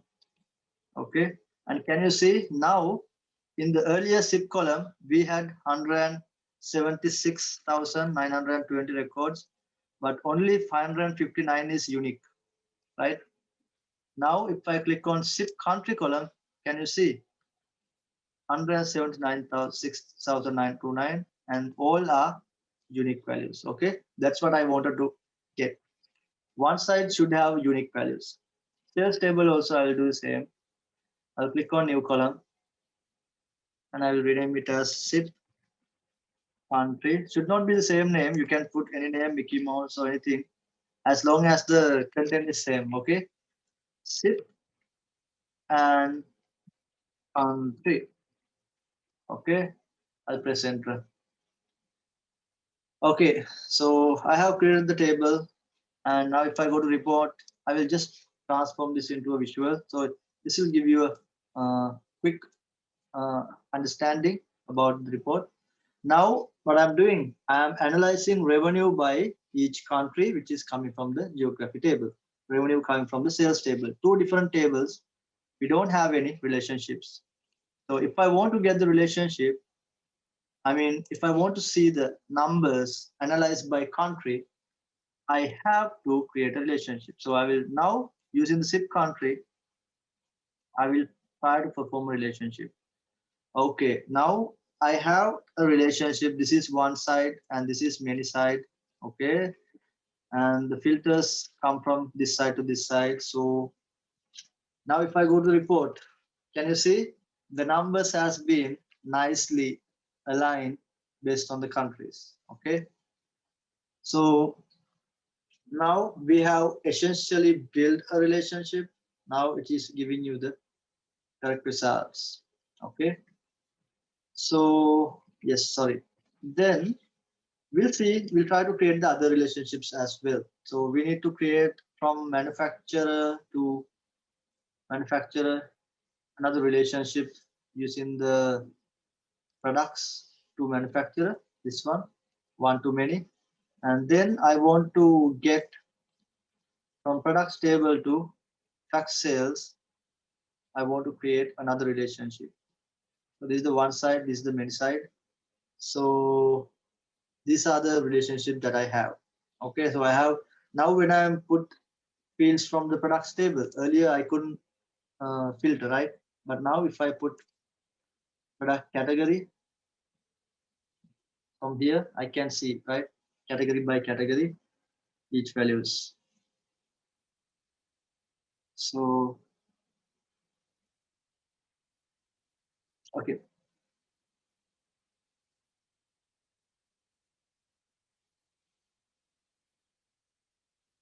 Okay, so then now we have created all the relationships. So these are the relationships. First one is from the geographic to sales. So this is my fact. Most of the time, our relationships will come from dimension to fact. Okay, this is bin products to fact, because using the dimension table, I will control my data. So from the fields coming from the dimension, I will control the data in my sales table. Okay, and then using the geography table fields, I'm controlling my field data in the sales table. And from the manufacturer table, this is an indirect relationship. So this one is connected to products. It will control the values in the product, and ultimately from products to sales, it will ultimately control the fields in the sales. Okay, I will just try to show you a small image. Okay, so this will show you how the filters are propagating. Okay, if I try to show you this one. Okay, now my requirement is I want to see category A. This category A, year 2018 sales. Okay, so this small image will try to show you how the filters are flowing. Okay, this is not something that we can learn within this, but I will try to give you some insight. Okay, so what happens when you have filters like this? So I want to ultimately get the results from sales table, right? So category A is coming from the category table, right? So this is just like the product table in our model. So category A, this filter come to product table and it will filter the category A, these two. Okay. And these two, this filter will go to the sales table using this product number 1, 2, 3, 2, 1, 2, 2, 3. So 1 and 3. So it will filter 1 and 3. And it will basically filter these two rows. Okay. And then from the year filter, you will take only the current year 2018. So you will end up with only this number. Okay. This is how a simple chart image to show you how the filters are propagating. So your result for the category A sales quantity in 2018 would be 11 as per this. Okay. Okay. So that is actually how the filters are propagating. That's not something we can explain within 1 minute. So I just gave you some a very high level idea, but so it will take, it is like half an hour, 1 hour session that we need to talk about the filter propagation, one to many relationships, filter cardinality, and filter directions. Likewise, we need to discuss all these things. Okay. Okay. Now, okay, we have done with our relationships. Okay. Then, okay, now I will try to create one more modification. Now, okay. Now I am looking at my, not by revenue, I will put country here. I'm looking at my revenue by countries. Okay. USA, Australia. Why there's a blank value? Maybe need to check. Okay, no worries. I think Canada is it missing. So I'll just go to my sales table, USA country.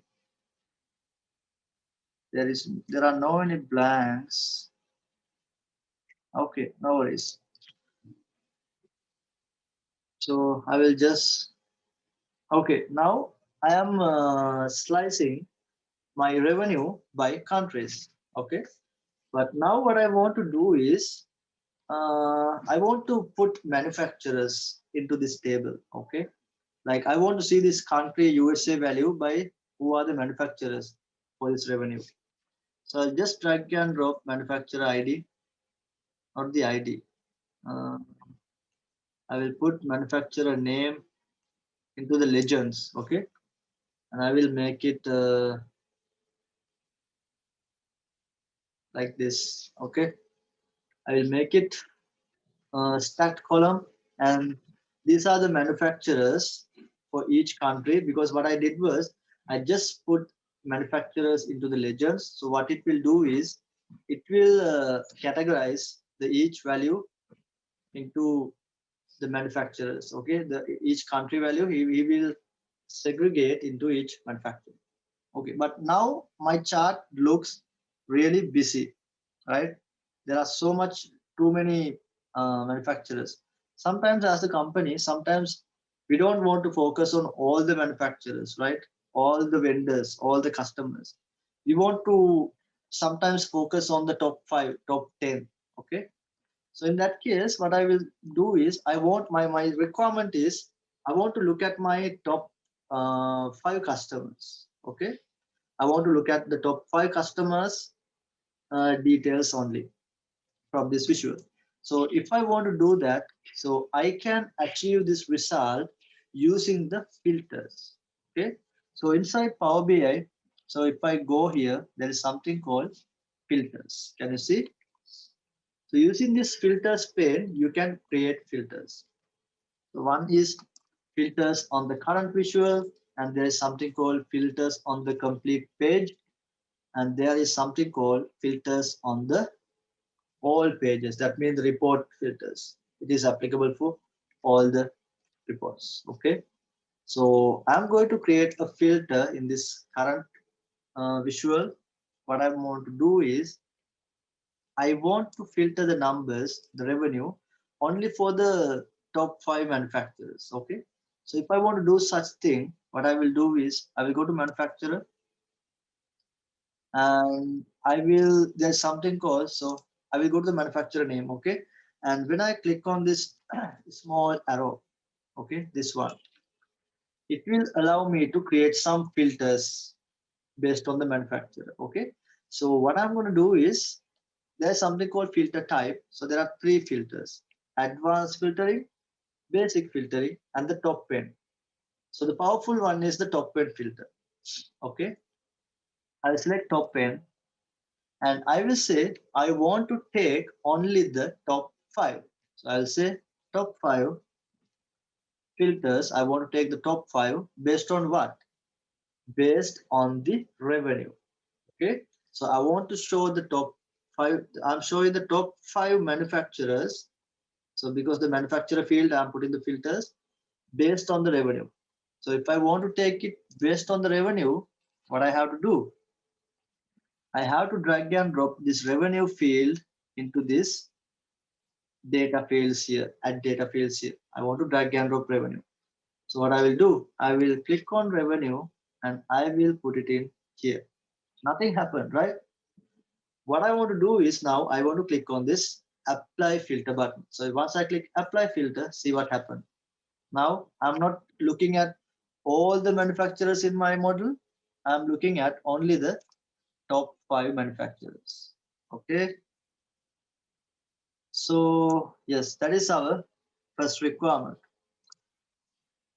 Okay, but still we didn't jump into our final dashboard, right? So I will show you some of the important concepts inside Power BI, and at the end we will jump into our dashboard. Then let's say, okay, there is a nice feature called Q&A. Okay, so the things that you are doing this visual, sometimes you can do by simply typing a question. Okay, that is really awesome, you know. So if there's a feature called Q&A, okay, this one. So this will help you to generate visuals just by typing your requirement. Okay, so you don't need to, even though you don't have any knowledge about creating visuals or report, using Q&A, you can just build anything. Okay, so I will just click on the, I will click on the blank area because now currently this visual is selected. Okay, that's why you will see this is active. So if I just click on Q&A now, it will transform this visual to a Q&A. So I need to click on somewhere blank here, and I will click on this Q&A. Okay. So now using Q&A, I'm going to ask a question from Power BI. So I will try to, okay, what we'll try to do is, I will try to build the same visual using Q&A.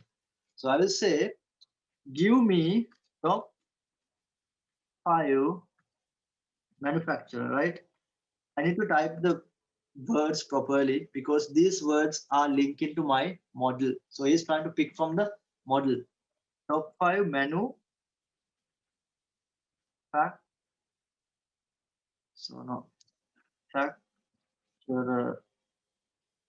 Top 5 manufacturer RER. I think it's RER, right? Yeah. Top 5 manufacturer by revenue by country. Can you see when I'm okay? I'll expand this.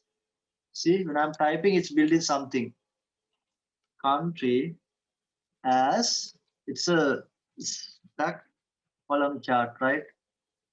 See, so this one, the ones with the blue line, these are coming from the model. Okay, column chart. Okay, if I press enter, can you see? I have generated the top 5 manufacturers by revenue by country as stack column chart. Same thing, right? So if you look at it, it's the same thing. So what you can do now, if you want to transform this into a visual, what you can do, you can just click on this icon and you can just transform this into a fixed visual in your report. So you can click on this, right? Now it's a visual. Now you don't need this. You can just delete it. See, it has created the nice visual. But if you go to the filters, he also has done the same thing, right?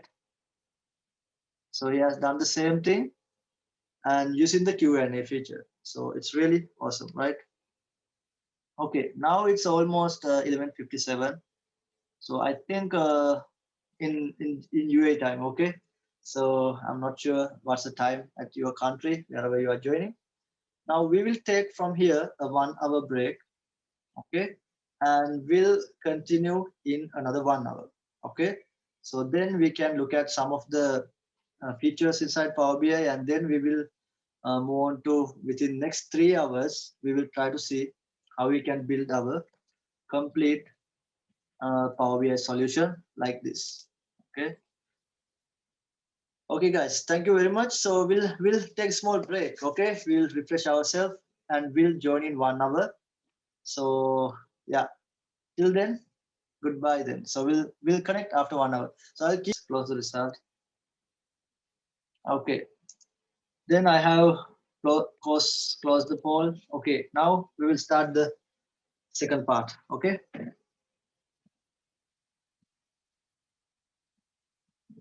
Okay, now okay, I hope you all can see my screen. You all can hear me, right?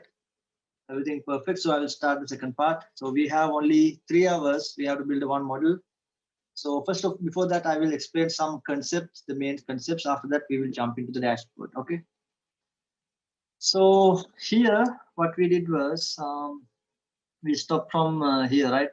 We created this visual using the Q&A feature. Okay. Now, what we will do is okay. Now I will do one more thing. Okay. I will try to put the revenue again, a new visual. Okay. And I will drag and drop dates here. Now I'm looking at year by year revenue, right? But here also, but do you think in this visual, are we showing the top five, what do you call it? Are we showing the top 5 manufacturers data in here? No, right? If I want to do that, I have to go here. I have to add the manufacturer name in here as a new field. then I have to create that filter. But currently it's not happening, because if I want to do that, I have to go to this visual and I have to do it again. Okay. I feel like it's not really smart, right?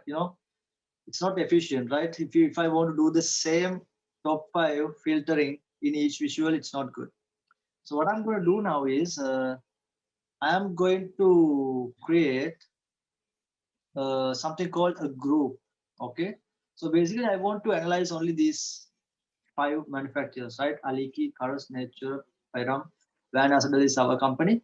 So I want to basically analyze these five main manufacturers' data, okay, in my report. So there is something called grouping, okay, where it will allow me to create groupings, okay.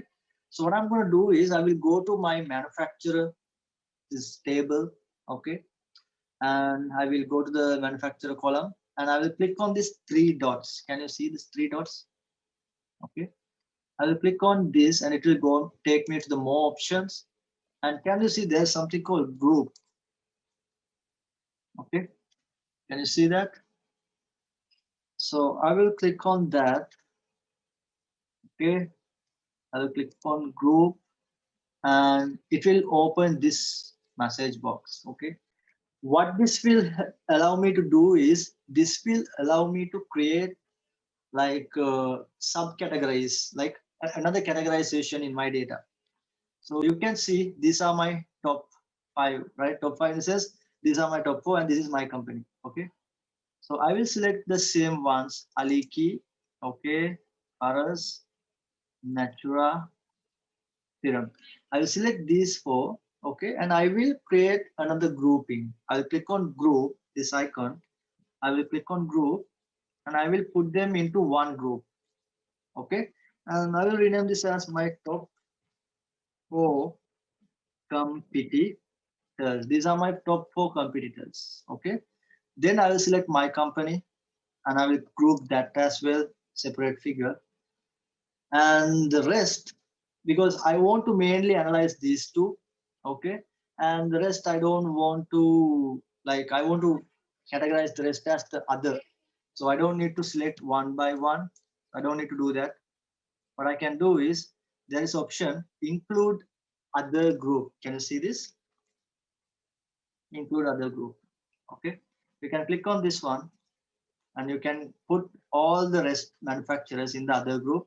You can, if you want, you can just double click and change the name and click on OK. Okay. So once you click on OK, can you see there's a new grouping now? Okay. Now what you can do, and I told you in the filter section, there is something called filters on this visual. That means it's the current report filters, right? And then we have two more fields, filters on the page, filters on all pages. Okay. So what I can do, I want to actually in my full report, the data, I just want to show only the these five manufacturers only. So what I will do, I will drag and drop this manufacturer grouping that I created. Maybe I can put it in the filters on this page, or maybe filters on the all pages. That means it's a report level filter. It will apply to the all the pages. Okay. So even when I create new pages, this will apply. What I will say, I will select only the top four competitors plus my company. Okay. So I don't need to do now, go to visual and visual, do the filtering. So if I want, maybe I can delete this. See, I can clear this filter. How you can clear a filter? Can you see this small eraser? Okay. You can click on this one. You can clear that filter. But now anyway, you are looking at the top five manufacturers only because what you did, you have created a filter on all pages. So I will close this. I will do it again. Now you see everything, right? I will drag and drop this group into the report filter and I will select from here. I use the basic filter now, top four and Van Asadel. Okay. Now all the visuals that I'm putting here, it will get filtered for all the not sorry, top five manufacturers. Okay. Okay. Then Yes. Now what we can do? Okay. Okay. Now I will try to show you something. So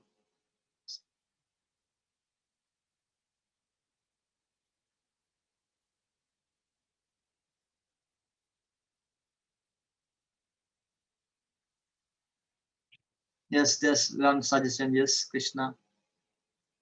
So this is actually dynamic. Okay. So I mean, no, sorry, no, this is not dynamic. But if you want to create dynamic, you have to use the top 5 filter that we created earlier. So then it will be a dynamic. But this is not dynamic. This is static. And I will show you the how to do the grouping again. So what I will do is I will try to edit the groups. I will click on edit groups, and just when you select the top 5 here, you have to press Control and select everything. Okay.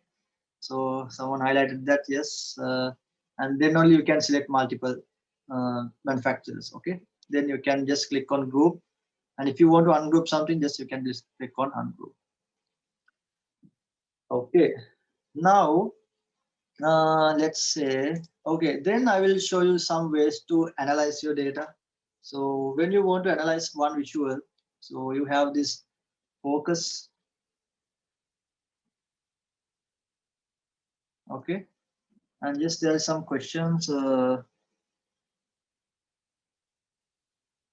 Yeah, because this is not a dynamic, the one I created one. So it's a static filter. If you want dynamic, you can go here and you can do the top 5, top 10, bottom 10 likewise. Okay.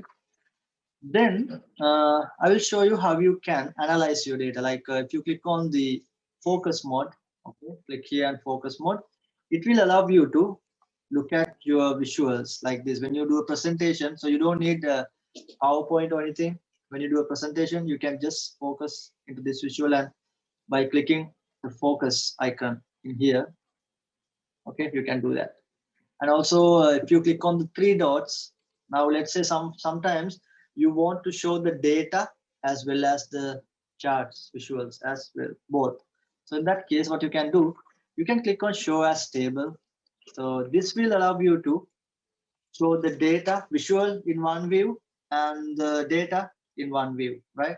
And if you click on this small icon, you can switch it. Okay, you can switch the table to other way, pivot and unpivot. Okay. And also when you want to sort the values, you can just click on 3 dots, sort descending, ascending by country or revenue. These options also you have. And sometimes, always we want to export the data, right? So now we have these capabilities as well. If you click on 3 dots, you can export the data underlying this visual. You can click on export. Once you click on export, it will export the data in a CSV format. Okay, there's only one format here, only CSV available. You can see this data in a CSV format. Okay, so yes, we have a lot of advanced functions, a lot of chats going on, ranking, top 10. There are a lot of functions, DAX functions are there, but this 6 hours is not enough to cover all these things. So that's why we have 25 hours full training, which will cover you all the DAX functions, all the important DAX functions, Power Query in depth, data modeling in depth, and the DAX calculate, top 10, filter, the context transition, a lot of things are there. Okay. So all these things will be covered in our full course. So if you interest, this April 9th, we are starting a new batch. So the course fee is 1,000 dirhams, but you will be getting a 10% discount just because you attend for this training. So you can drop us an email. So I will just show you our website as well. Okay. So this is our website. So you can come to our website, which is gulfbanalytics.com, and you can come to our courses section. So we have a lot of courses because it's directly from me, directly from the trainer. So we are giving these courses at a very low rate. So we do the financial reporting with Power BI. We will show you how to build financial just from the GL. You can directly connect to your GL and build complete set of financials with drill down capabilities. Because these are our course content. See, it's not just basic course content. We are doing 25 hours, 20 to 25 hours maximum. It will take 25 hours. So we cover all these concepts because visualizations is pretty easy, to be honest. It's just like the tip of the iceberg, but under the hood, so much of things are going on. What are the raw context? What is the filter context? What is the evaluation context and context transition and different functions, top pin, all selected, rank X, has one value, variables. So this is the real power in Power BI. Okay. So if you join for our courses, it's just $280 or something. So, but you'll be getting the discount as well. So if you're interested, just drop us a message in WhatsApp. So you can go to our website and we will share, once you add to our group, we will share all the information as well. Also, I'm on LinkedIn. So I think a lot of people join with me via LinkedIn, join with me here via LinkedIn. So you can connect with me from here also and let me know your thoughts. And I have created one event. So the upcoming training, it's a paid version. So this is a free version, it's a paid version. So not this one. So this is our today's event. So this one we are starting on 11th. So far some of the students has been registered already. So if you would like to join, yes, we're taking only maximum 10 or 15 students. So if you'd like, you can register for this upcoming session. It's on April 9th, Friday, 2:30 to 5. You will get the recordings, you will get all the course materials and everything. Okay, so I'll jump into my Power BI again.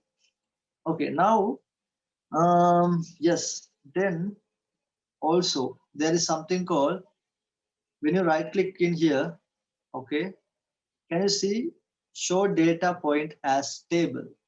Okay, that means this current value, okay, this is country USA, revenue 670, right? Only for this value, if you right click, you can see the data behind this number. So if you click on here, show data point as visual, see, this is the USA and all the numbers from all the years for that particular value.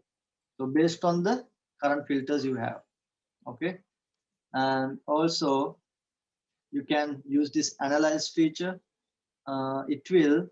It will try to do some, these are some algorithm based on artificial intelligence. So if you click on find where the distribution is different using analyze tool, so it is doing some AI based techniques and it will give you some result. Okay, from Power BI you can do these kind of things as well. And if you like to add this chart to your report, you can just click on plus sign. So these are completely based on the AI. Okay. Okay. Okay. Now,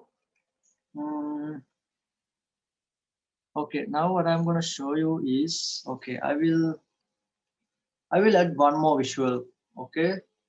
I will click on this tree map. Can you see tree map visual? I will try to add it. I will just close the filters. Tree map. You can just click somewhere blank and click on the tree map. I will collapse this filters pane and I will analyze revenue. Where's my revenue? Sales table. If you want, you can search here, right? You can search here revenue by, I want to delete that whatever I type, revenue by manufacturers. Okay. Okay. Now I have three visuals. Okay. By default in Power BI, when you select something, what happens? When you select a particular year, 2012, what happens? By default in Power BI, not like in Excel, though they all the visuals interacting together only in the current page. Okay, I mean, if I go to another page, it will not happen in that page, only in the current page. By default, when you select, it will like interconnected, it's highlighting these numbers. Okay, And if you select this one, it is highlighting the other visuals. But if you want, you can change this interaction. Okay. What you can do is you can just click somewhere blank to remove the interactions. Then what you can do is you can go to this format. Can you see here the format section? And there's something called edit interaction. This one. Okay. What you can do is select one visual. Now I have selected the revenue by year. This one. Okay. I will click on edit interaction. See, currently you cannot see anything. I have selected this one. There is nothing change, right? I will just small minimize a little bit, reduce the size. Okay. Now I will select this. Okay. I will go to format. If I click on edit interaction, see what happens. Can you see these small icons which added now? It says when you select anything in this visual, currently it's highlighting. That's why it's colored and these are like grayed out, right? Currently it's highlighting. In here also, it's highlighting, right?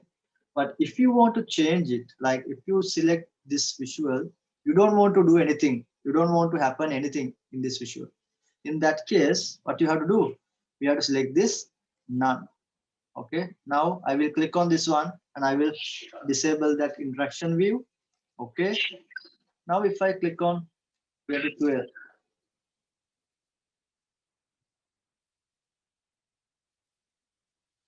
can you see? Nothing is going to change, right? Because I have disabled interaction, but this one it's getting highlighted accordingly, right? So if I change it from none to not filtering, not highlighting, if I say filtering, if I keep highlight, what will happen? It's highlighting, right? But if I keep filter, what happens? See, it's completely filtering the data only for that value, that whatever the portion that you show as highlighted, only that portion will you see, only that portion you will see. Okay. So, okay, what I will do is I'll try to convert this to a table. Okay. Then you will see now the manufacturer by revenue is this. Okay. If I select this one, when you select this one, it's not getting changed. But here, because you cannot do highlight in a table, right? That's why you don't see the highlight. But you have only the filtering and the non-filter. Filter, when you say filter, see, it's changing the interactions and showing only for that current year numbers. Okay. Okay, hope it's clear.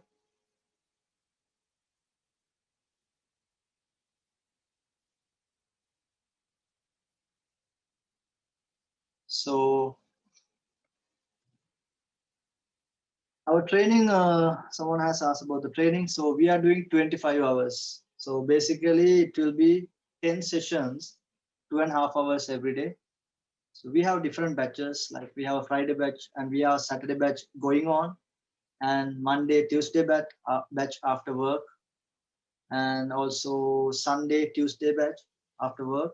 And we are planning to start 2 more batches. One is Friday from 2:30 to 5. This is UA times, okay, Dubai times. And then one more batch, most probably Saturday morning. By 17th, we are planning to start like 10 to 12 Saturday morning. But we will give you all this information. You can add it to our group as well, and you can go to our website and just WhatsApp. It's an instructor-led training, just like this. Okay, so I'll be in front of you. You can ask questions, not like this. Okay, here you don't have the like you can chat only with me. You cannot ask questions. But on that training, we will be taking only less number of students, so you can ask any questions. You can share your screen when you have anything. It's a completely hands-on training. So you'll be doing everything along with me. Okay, not you are just watching it. You are doing everything along with me. And if you have any questions, you can mute yourself, unmute yourself, and you can ask. So it's a highly interactive session, not like this. Okay. Yes, it's an online session.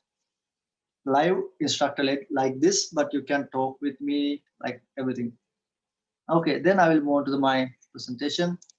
Okay, so this is how you change the interactions. Okay, so when you select this one, if you want to change interaction from here, you can disable it. If you want to highlight it, or else you can filter it. Like so, based on the actual current active visual, it will show you the other interactions. Okay, so I'll disable this, and then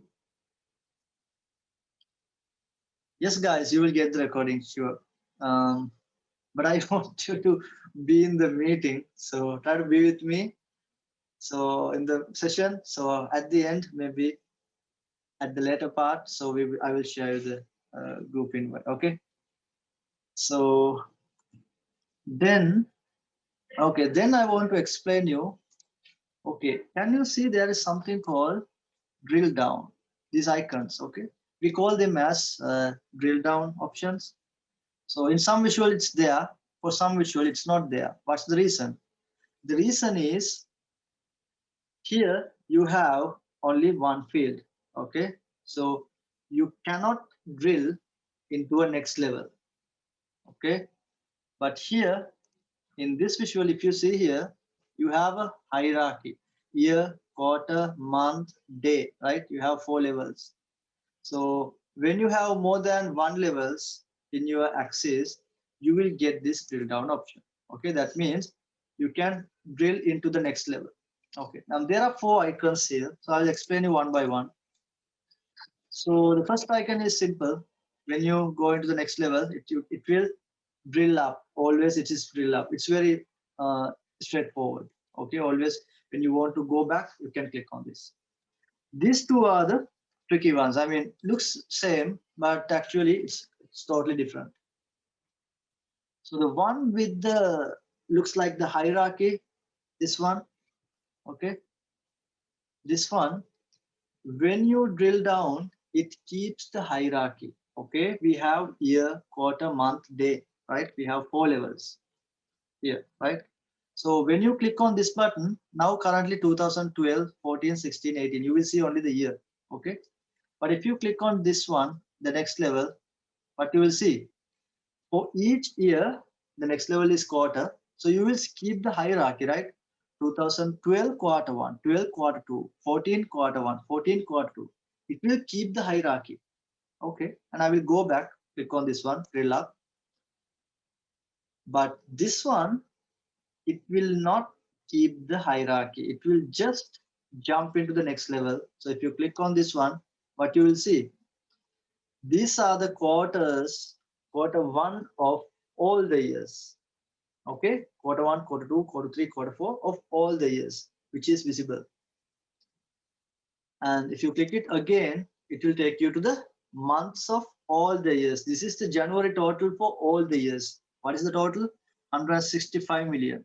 Okay, but if you go back and if you click on this one, it will show you this is January for, sorry, if I see, this is the January for 2012 and this is the January for 2014. So likewise, it skips the hierarchy and go to the next level.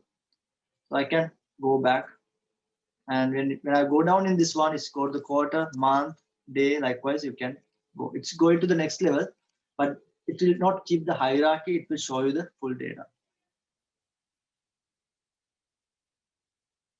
Okay, so then I will try to show you. Okay, the third one, this one. So usually, what happens when you select a visual, when you click on that, will do like whatever we have selected, whether to highlight, like do whatever the interaction, right? Maybe highlight, maybe filtering, or maybe will not do anything, right? That is what happened currently. But if you want, rather than highlighting the other visuals, if you want to jump into the next level in that current selection, okay, you can activate this button. You can click on this, it will become black color and it will activate. And if you click on 2012 now, what happens? You will jump into the quarters in that 2012. See, 2012 quarter one. If you click on quarter one, you jump into the months in the quarter one. Okay, this is 2012 still, right? So based on whatever your selection here, it will jump. Okay, so when you click on 2013, you go to the 2013 quarters. 2013 quarter January, right? Can you see in the tooltip? It's selecting that current selection. Okay, so I hope it's clear. And someone has asked about the interactions. So again, just to explain, so interaction is working like this. Like when you want to do some interactions, what you do, you will select a one visual and you go to the format, edit interactions, and now all the other visuals in that current page, how you want them to interact with the current visual. So if you click on none, it will not interact at all whenever you do any selections here. Highlight will just highlight the values. We'll keep the current structure and just highlight. And filter will just filter to the current number. Okay, I hope it's clear. And then, okay, now I told you that there is a hierarchy for the dates. Okay, now this date hierarchy, it's automatically created from the Power BI. Okay, what happens is when you go to file, options and settings, I'll go to options and settings. So I have selected, and I will go to options, and in the back end I have selected the data, auto date and time. I have put a tick mark in the data load, auto date and time. So that's why you will see this hierarchy here. Okay, automatically for the date, it's create the hierarchy automatically. Can you, when you expand, see year, quarter, month, date. So likewise, you can create hierarchies in your model. Okay, let's say I want to create a hierarchy. So here I'm looking at country, right? I want to go to the next level. Like I want to add country. What is the next level? I will go to my geography table, country, maybe state. Okay, if I want to add that, currently you will not see any icons here. When you add, there is state, where is that? State here, okay. Can you see these icons now? So it is allowing me to drill down, okay. So now I am doing it manually, right? District, if I want, when I have this yellow color line, I will just drop it. I can see the hierarchy, I can expand, okay, I can drill down. But if you want to create this hierarchy automatically, what you can do, you can right click on the first level of the hierarchy. So country is my first level, country, and then I will say create hierarchy, okay, country and create hierarchy. Create hierarchy, it will create a hierarchy. Now what I can do, state and district. I can select this, click on the three dots, add to hierarchy, country hierarchy. Then state, district, add to hierarchy, country hierarchy, right? So now I have a hierarchy for country. I can just remove this by clicking on this X item, X, X, X, and I can just drag and drop the country hierarchy, which will give me the same result, right? Guys, so once Kavita says there's no sound. Okay, I think everyone can hear me, right? Okay, thank you guys. So now, okay, what I will try to do is, okay, I will create another hierarchy. Okay, I will do one more for the product category. So I have my products table. So I will try to create another hierarchy. So let's say I want to create a category, segment, and product. So what's the first level? Always start the hierarchy from the first level, category. So go click on the category, create hierarchy. Just done. I have created the hierarchy. Category, then segment. I can click on add to hierarchy, create category hierarchy, and then product. I can click on the three dots, add to hierarchy, category hierarchy. Done. So I have essentially created another hierarchy. Okay, so now currently, okay, now okay, currently actually my dates values are coming from my sales table. It's not a good practice, okay? So it's always a good practice. Can you see here? The dates are coming from my um, dates table. So it's not a good practice. So it's always a good practice if you can create a separate table for the dates. Okay. So what I will do is I am going to create a table now. Okay. So using DAX functions, you can do a lot of things. You can calculate columns. You can create measures. Also, you can create tables. Okay. We just touch only 2% from the DAX. Okay. I mean, DAX is a tricky area. So there's a lot of things. So we couldn't touch. We cannot touch much on the DAX with this limited time, because in our training also we are spending 10 hours, 10 to 15 more focus is on our DAX part. Okay, 10 to 15 hours we will do on the DAX. So I'm going to create a table now using the DAX function called date table. Okay, to do that, I will go to the modeling section. So it's better if I go to the data view. Okay, and I'm going to click on new table. Can you see here? New table. And I am going to create a table which contains dates. Okay, before that, I will go to my sales table. From which date I'm starting my sales? I think 2012 and goes till 2019, I think. So this is my last date. Okay. So when I'm creating the date table also, it should cover all the dates in my model. But if you want to do a forecast, you should cover that new dates as well. So I will click on home, new table. Okay. I will maximize a little bit. I will rename this as date. So this will be the one before the equal sign. It will be the name of the table.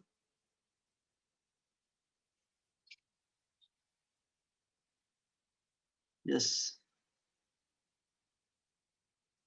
Okay. Okay. So now I'm going to create a new table. So I will say there's a function called calendar auto. Okay. So I will just try to show you that function. So yes, calendar, just like Microsoft Excel functions. So not calendar auto, I will use the calendar function.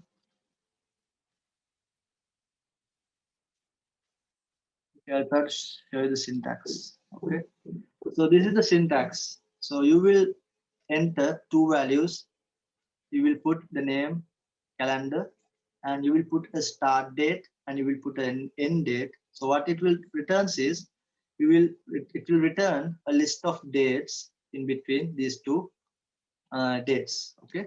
So I'll jump into my Power BI. I will use the calendar.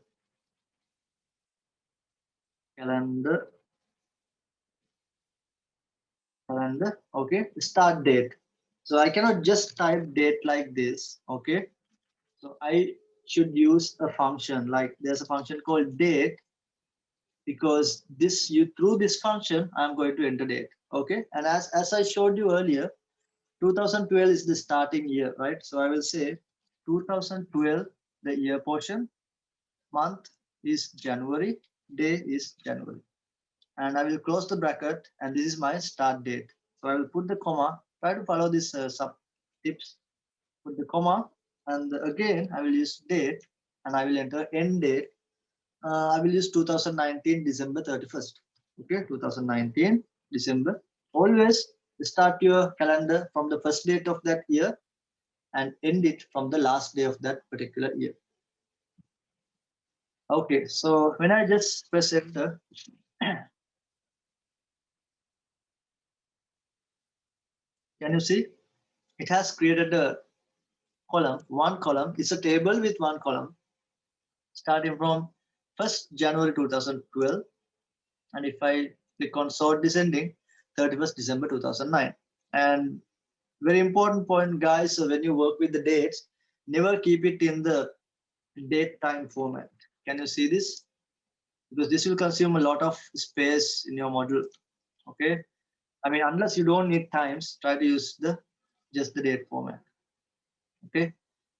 And this is just the date value. And if you change the format, you can change the format just like in Excel in here. Okay. This is the type. This format and the data type is two different things. Okay. This is just changing the format only, how you see it. Okay. Now I want to add some more attributes into the date.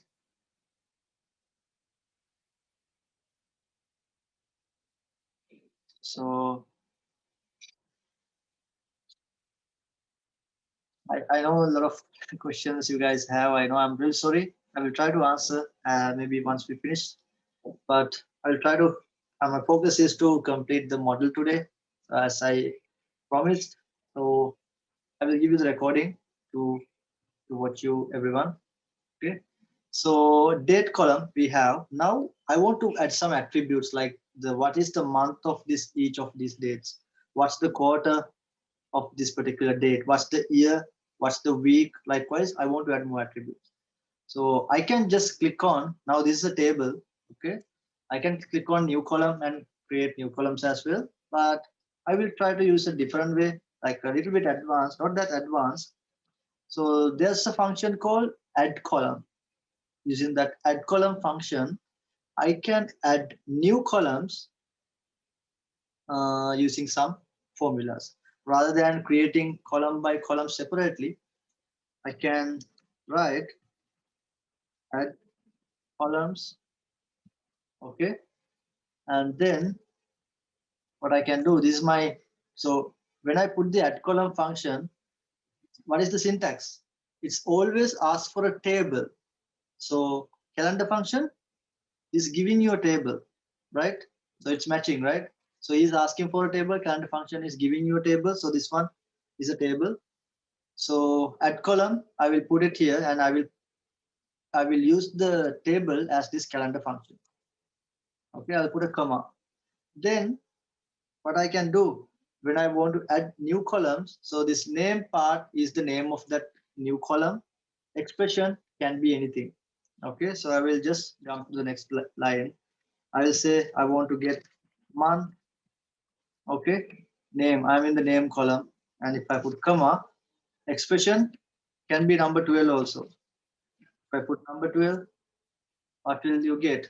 It's the static values, right? You will get that number. But I don't want to put static values. So what I will do, month, I want to get the month number. So I will use the month function and I will tell Power BI using the month function, refer to the date column in my this date table. Can you see? It's the date column. Refer to the date column, take the month out from out of this date. Okay. If I close the bracket to say a number. But if I want to convert it to a month name, so what I can do, I will put comma because I don't want to close the formula, comma, and the second name, right? That's the second column. So month name, month name is a text value, whatever the name which comes in the header. And then what I will do, I will use the format function. There's a function called just like format is just like in Excel, text, right? Text, yes. Text function in Excel. So format the date column, okay, into the MMM format. Okay, so I'll close the bracket and now you will see the January, February like this, right? And if you want to get the quarter, same way, right? You can just type quarter. I know, guys, I'm without giving any basic knowledge about DAX, I'm doing this because with this time it's really hard to cover everything. But join for my training. I'm really happy to see you on my training. So you will be learning everything from scratch. So I will use the formula called quarter, and you can refer to the date, and you can extract the quarter. So I will write one more thing, okay, quarter, and I will write year as well. Okay, I will use the year formula and refer to the date. Yeah, I think that's enough for me. So I'll press enter. So I have date, month name, quarter, year. Okay. Now, if you see here, I have a date table. But if I go to the model, what happens? I don't have any relationship with the date table, right? So if I'm trying to replace this date with the date in my new table, see, it doesn't know how to filter the values. Because why? It's because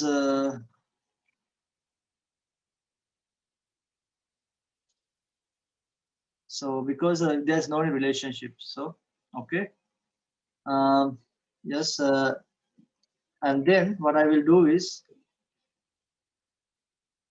I will share you some document. I will try. Yeah, join for my group, but guys, I will share you some DAX shortcuts as well. Okay, so some notes I have, so I'll share those ones as well because there's one question regarding the jump into the next line. So all I will press Shift Enter to jump. Okay. So okay, now I will go to the modeling, and then I am trying to create a relationship because I don't have a relationship. So I will try to create a relationship from date to date between these two tables, one too many. Okay. Now, when I create the relationship, see what happens. Okay, now my numbers looks fine. And can you see there was a hierarchy here? Okay, in sales table, that hierarchy is gone. So that is what happened. My date table, it took the priority. And also, I can convert my date table. So if I select my date table, go to home ribbon, always it's a best practice. Go to modeling. Tell where view, not view. Okay. So I cannot find something. Okay, no worries. Just forget it. New table, not view. Okay. Modeling. I'm trying to convert this to a date table, but I can't find it.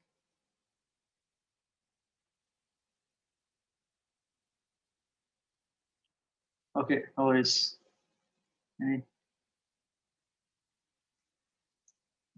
If you use the fact table, there's a question. If you use the date in the fact table, you can use it, but the problem will comes when you implement the time intelligence functions.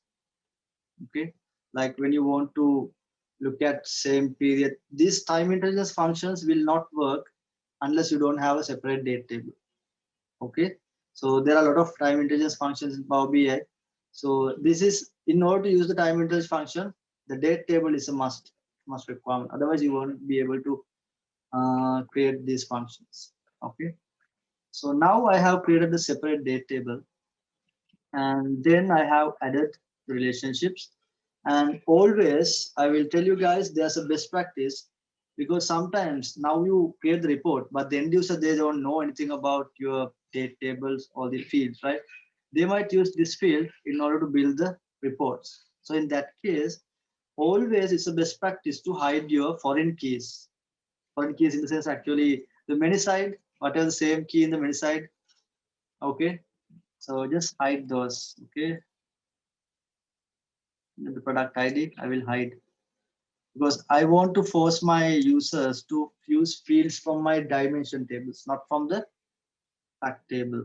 Okay, I know it's a little bit too much maybe because without any basic knowledge, I'm talking about these concepts, but it's a, so even in this model, try to keep it in that way. Okay, then I'll jump into a matrix visual. I will delete these few things. Okay, I'm going to create. I will explain a few things about the matrix visual. So by 4 by In another 10 20 minutes, we'll start our model. So we have at least 2 hours to do it. So I will give you some explanation about the matrix. This is just like the pivot table. Okay. In Excel, just like the pivot table. So I will create the matrix visual. So I will add the product hierarchy, which I created. This is the product category hierarchy. I will create that. Okay. Then I will try to put revenue into this. Just drag and drop. Okay. Now I can go to the next levels and see hierarchy by hierarchy, revenues for each category and segment. Okay. So I will collapse it.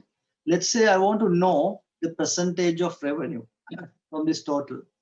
I can create DAX formulas. The best thing is to create the DAX formulas, but without creating a formula, you can just drag and drop another instance of revenue, and using these ones we call as implicit measures. Okay, these numbers are measures. So there's two things called implicit and explicit.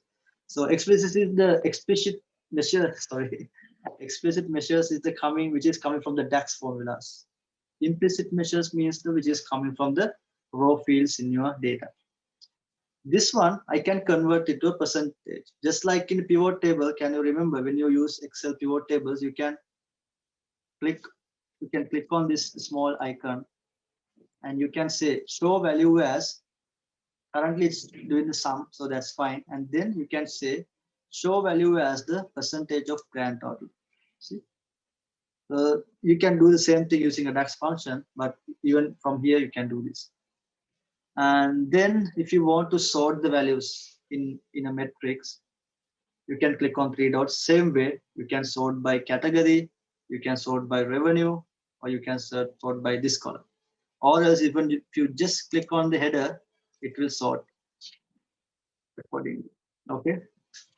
And inside matrix measure, now you might wondering how this plus and minus signs are coming.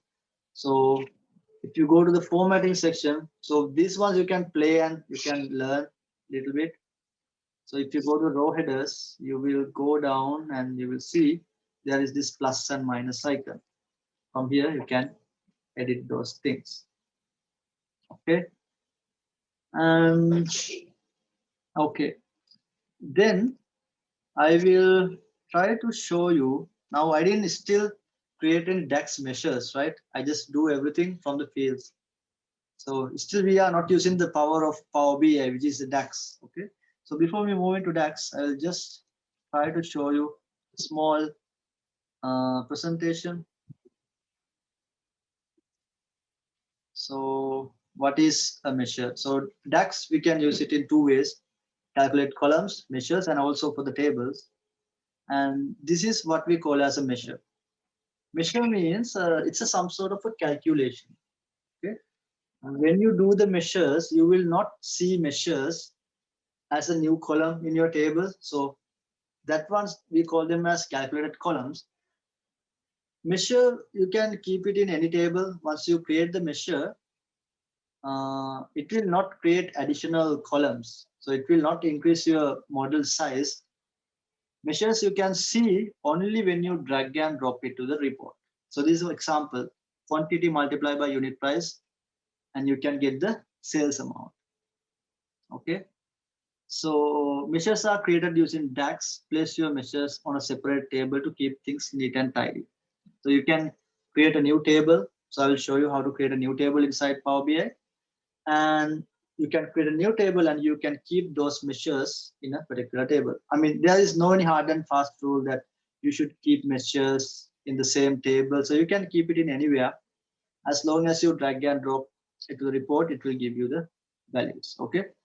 That is the simple explanation about measures. But to be an expert in DAX, DAX is simple, but it's not easy. Okay. You need to learn the raw context, filter context, initial filter context, evaluation context, and also the context transition. These are the main things.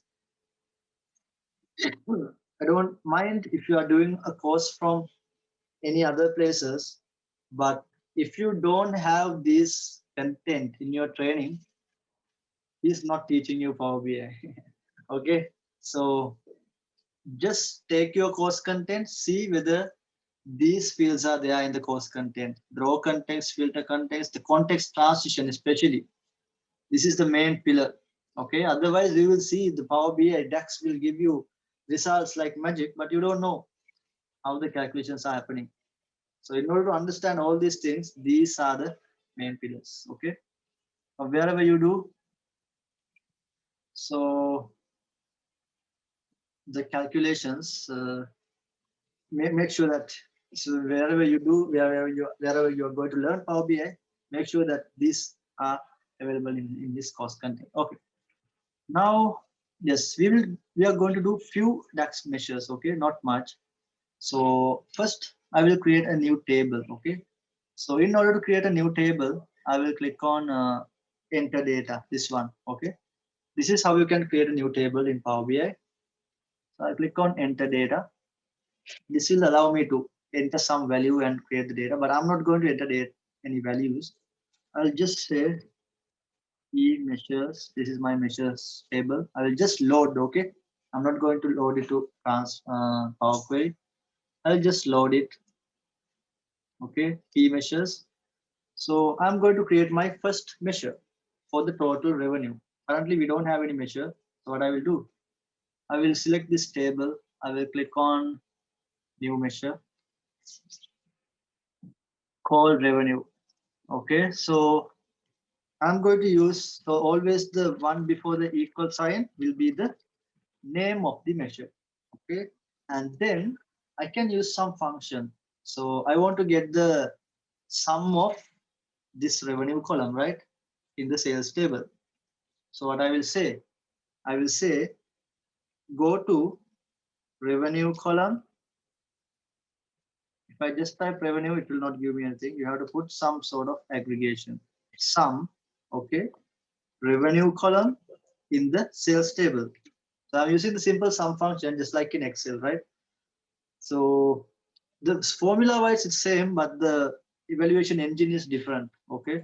So in Power BI DAX, we write formulas on the complete column or the full table. We don't use the cell references like cell B1 to C1 like this. Okay. So you write, okay, sum of this table, this column. Okay, when you press enter, it will create the first measure. Okay. Now we have officially created our first measure. Okay. And I want to create these key measures, this table into a formula measure group. To do that, actually, I don't know there is any other way to do this. What you need to do is there's a column one, right? Don't delete it. Just hide this column. Okay. And once you hide it, can you see the key measures become a group now? Okay. Now, and it's changed to calculator, right? See? So now this is my revenue. Okay. I can just drag and drop revenue here. So it will give you the same numbers like this, same thing. Only thing is you are using it in a measure now. Because without measures, let's say you want to know what is the last year revenue.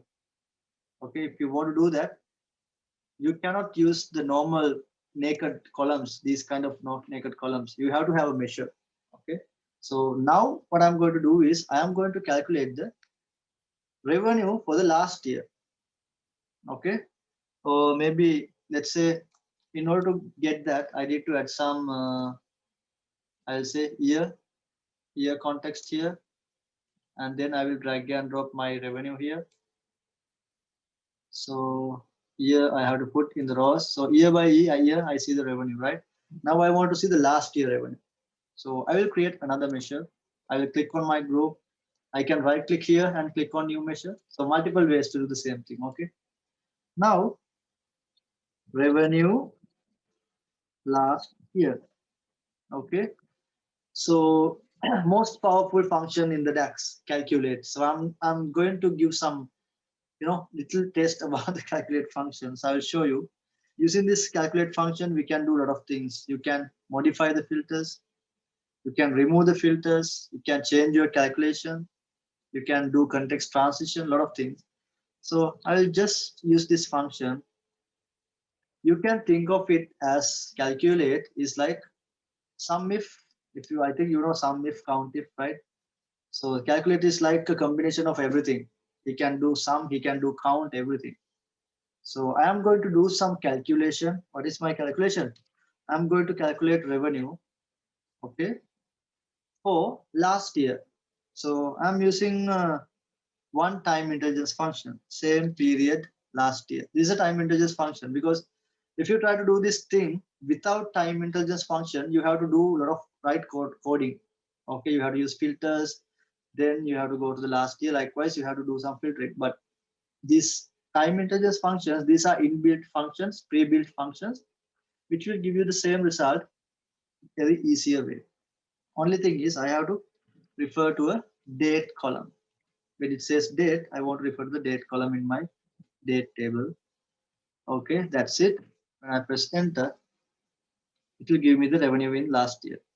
Can you see, guys? Now, always the last year revenue is this. See, it's giving you the last year revenue in current year, right? Okay, then let's say I want to know the, yes, actually, next question is year-over-year growth. It's very simple. Now you have the last year and you have the current year. So it's very simple what you can do. It's a simple subtraction only now. So you can say year-over-year growth. Okay. You have done, you know, the current year revenue.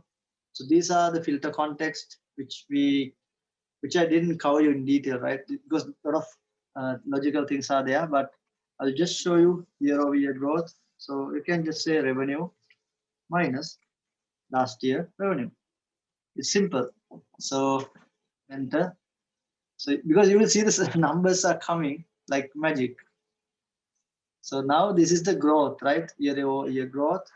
And if you want to see it as a percentage, you can create a new measure year-over-year as a percentage, right? We can use the function called divide and numerator. I want to divide the growth.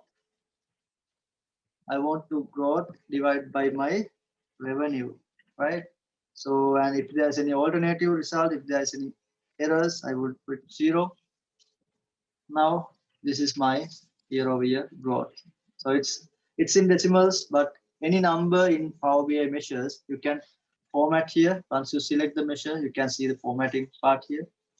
You can go and click on percentage, and you can see if you want, if you don't want decimals, you can change that as well. Okay, then okay, then let's say for the percentages, you want to do some conditional formatting, right? So if it is minus, you want to say down arrow red color. If it is, so if it is positive, you want to make green color up arrow. So very easy, year-over-year, you will go here. You'll click on this small arrow, conditional formatting, icons. Okay. So there are a lot of options are there. I'll just select this one. Okay, I will select. Oh, sorry. I will add this one. If it is greater than or equal to 0, doesn't mean, yes, doesn't mean 1, right? 1%. And if it is greater than -1, can I say -1? Percent, and this minus. No. Greater than or equal to 0, I'll say number. Okay. Number is always easier for me.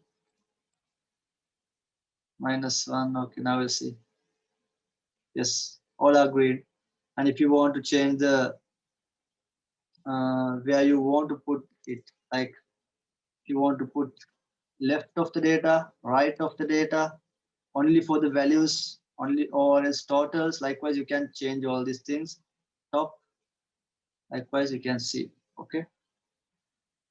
Okay, so now, yes, I want to do two more measures. I'm going a little bit fast, I know, because I want to finish with the given time frame. Let's say I want to know what is the revenue. I want to do a market share. So I want to find out because I want to find out the market share for my company, which is my company. Our company is Van Azadel. So let's say manufacture wise, I want to look at my revenue. Okay. And I want to share the market share of our company. So what I will do is I'll create a measure, a new measure called Van Asdale revenue. Okay, Van Asdale revenue. Okay, and what I will do, I will calculate. So always the calculate is the function to go the go to function. Okay, I will calculate revenue, and I will say it's just like sum if, right? What's the condition? If manufacturer equal to manufacturer, I will use manufacturer ID equal to, I think it's 7. Let's see, I cannot remember. I want to go and see into my table, manufacturers. Yes, it's ID 7. Okay. So what I try to tell is calculate the revenue, sum if or count if. Likewise, if is the condition, this part is my condition. If the manufacturer ID equals 7. Okay. So now if I drag and drop everywhere, I'll see this number only. Okay, because I just calculated that one. And then I want to know the market share of the Van Asdale. So how can I do? I can create a new measure. I'll click on here, create new measure. So Van Asdale, yeah. I want to use a divide function. I will use Van Asdale revenue by total revenue. So this is my share, right? And I can convert it to a what? Can convert it to a percentage. Okay, guys. Now, hopefully, yes, we have done with all our calculations. Now, all the measures we did only few measures because, to be honest, we don't have enough time to go through everything. 25 hours, 30 hours course, we cannot put it into 6 hours, everything. So now we will see how we can build our final solution, right? So this model. So I'm going to open that model. So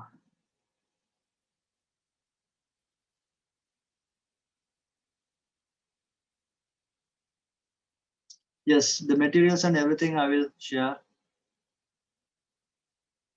Forecast, in one visual there is a forecast, but it's not really advanced thing. So yes, forecast, you have to build some measures and you have to do the forecast by yourself.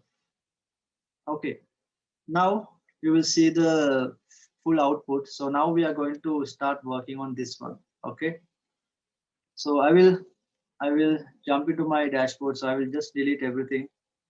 Okay, and before that, okay, I will delete these ones as well. Okay, I will have one sheet. Now you might wondering, right?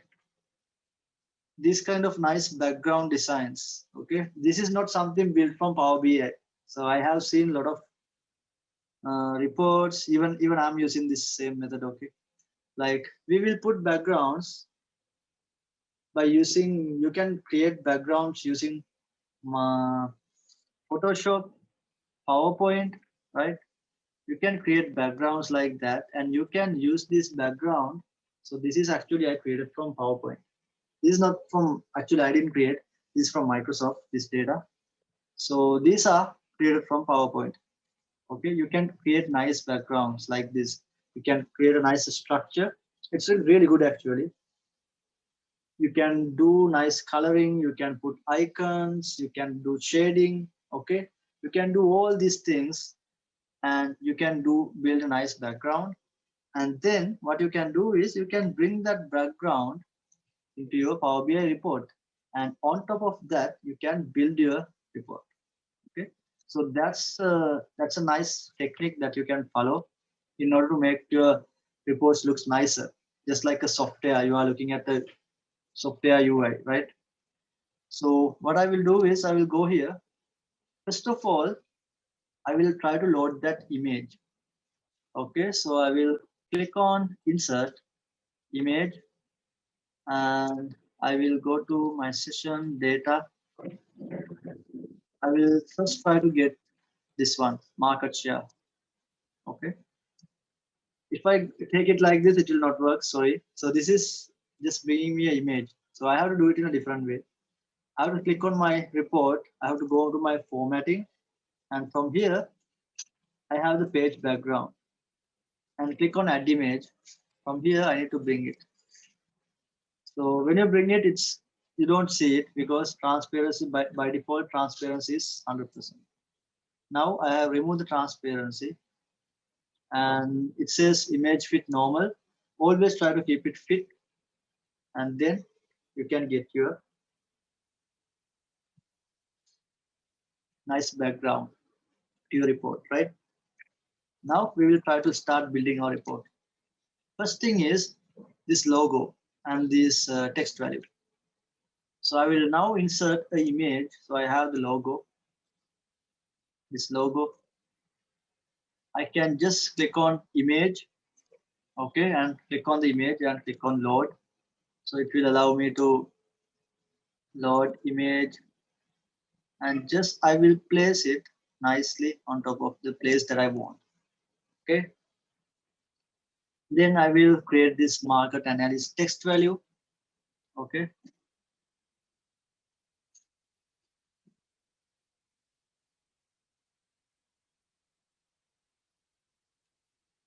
Yes, there's a question from Linton. Yes, I mean, if the data is in Excel, so what you have to do is you have to refresh manually, or else there's something called gateway connections, which you need to set up in the Power BI service. And then it will automatically go to your Excel file and grab the data. And every 4 hours, every 8 hours, it will update your report. Then I will click on text box. So, and I will type this market analysis, right? Market analysis. And I will try to change the font color from here to white. So the visualization part, I will do a little bit quicker. And now when I put it, it looks like this. What I will do, I will remove the background, okay? And I will change the font size to 28. Okay, then I will adjust this a little bit.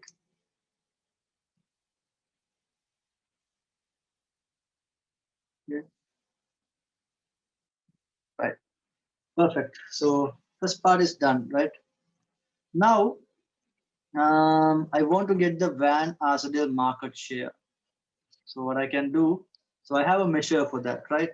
So I will get the Van Arsdale share and drag and drop it in here. By default, it will create me a clustered column chart.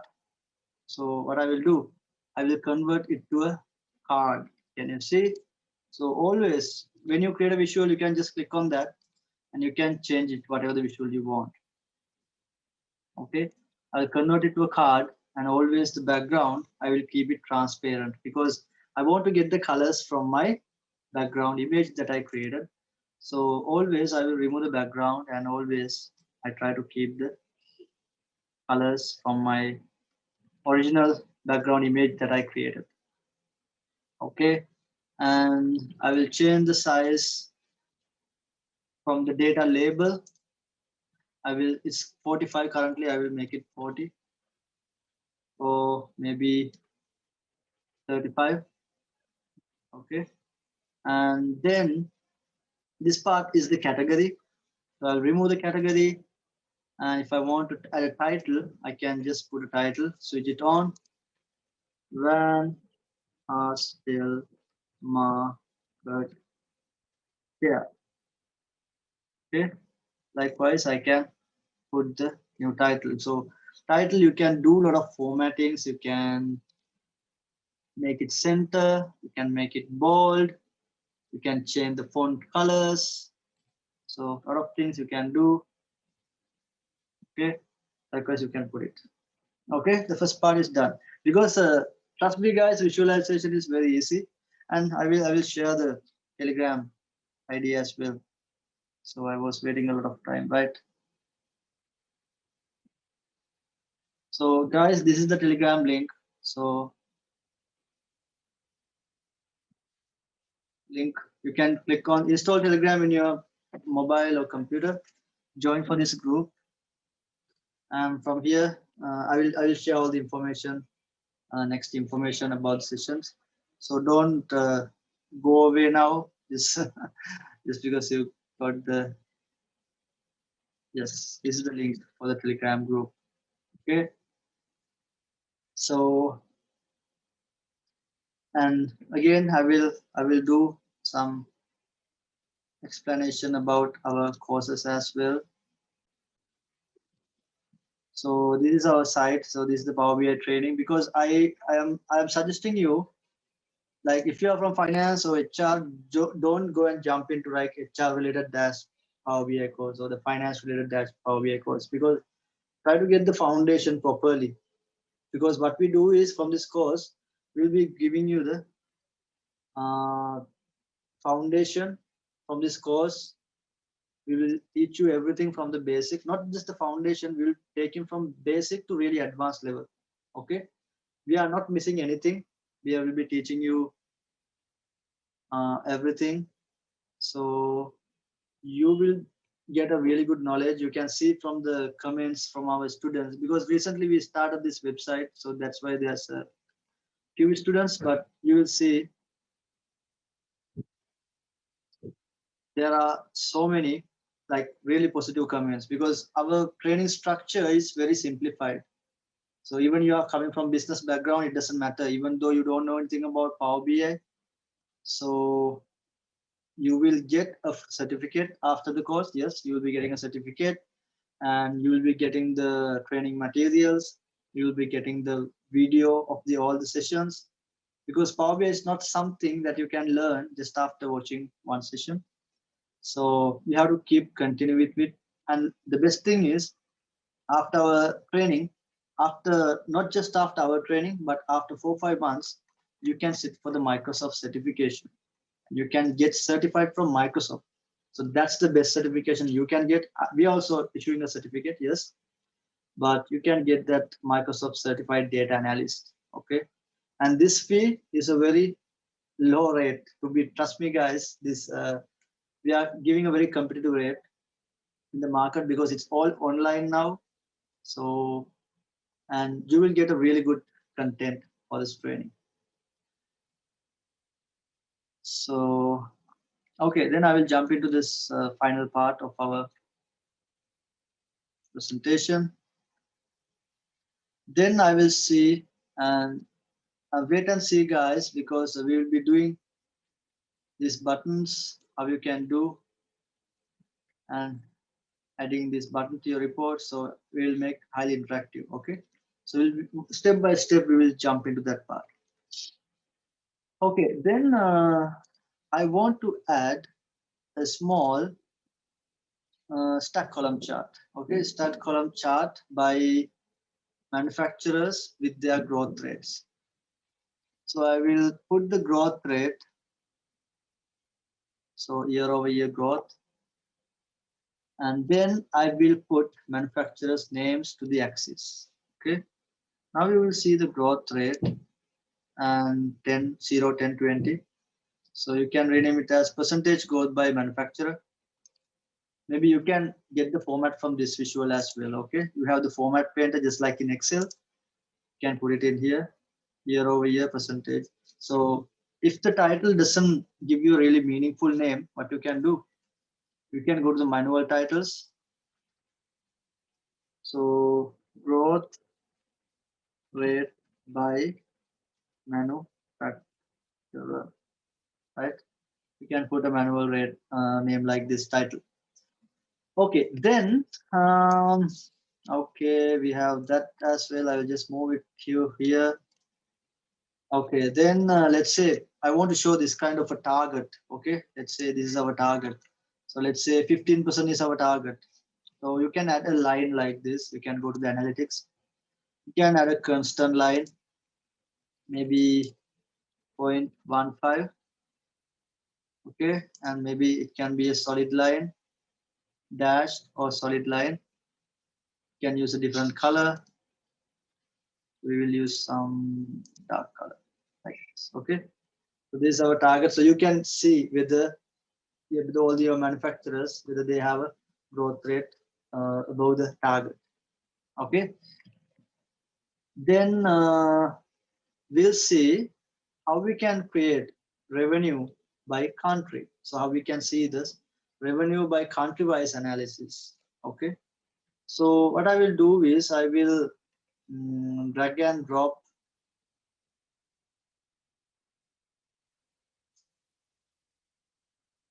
So country. Okay, when I just drag and drop countries, it will show you the country values like this. Okay, but it doesn't make any meaningful, it doesn't give you an insight, right? It just highlight the countries in your map. So what we want is if you can see country by country based on the sales, if this bubble gets changed, right? The bubble size, I think that is awesome.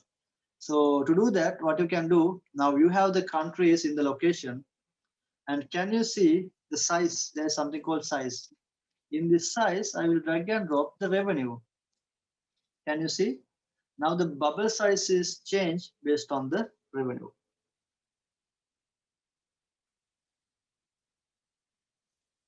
And also if you look at this one we call as tooltip.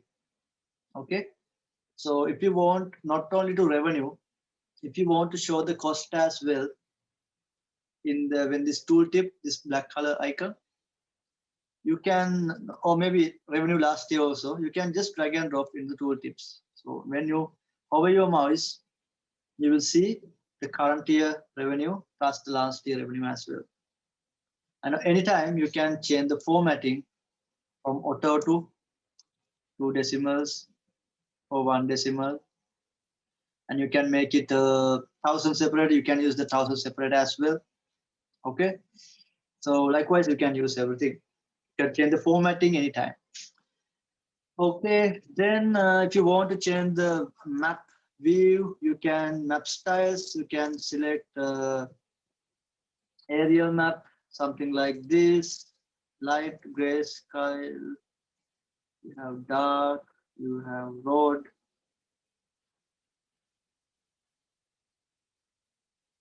No, I saw there is some nice map. Why I can't see it? So from here, you can change the style. There was a nice style. I am looking for that one, which I can't find now. Okay, so likewise, this aerial, it's supposed to be like natural map print. Ah, yes. Okay, so this one. So, okay.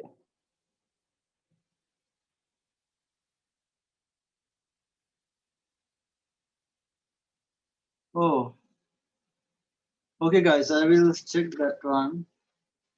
If it says, just give me 1 minute.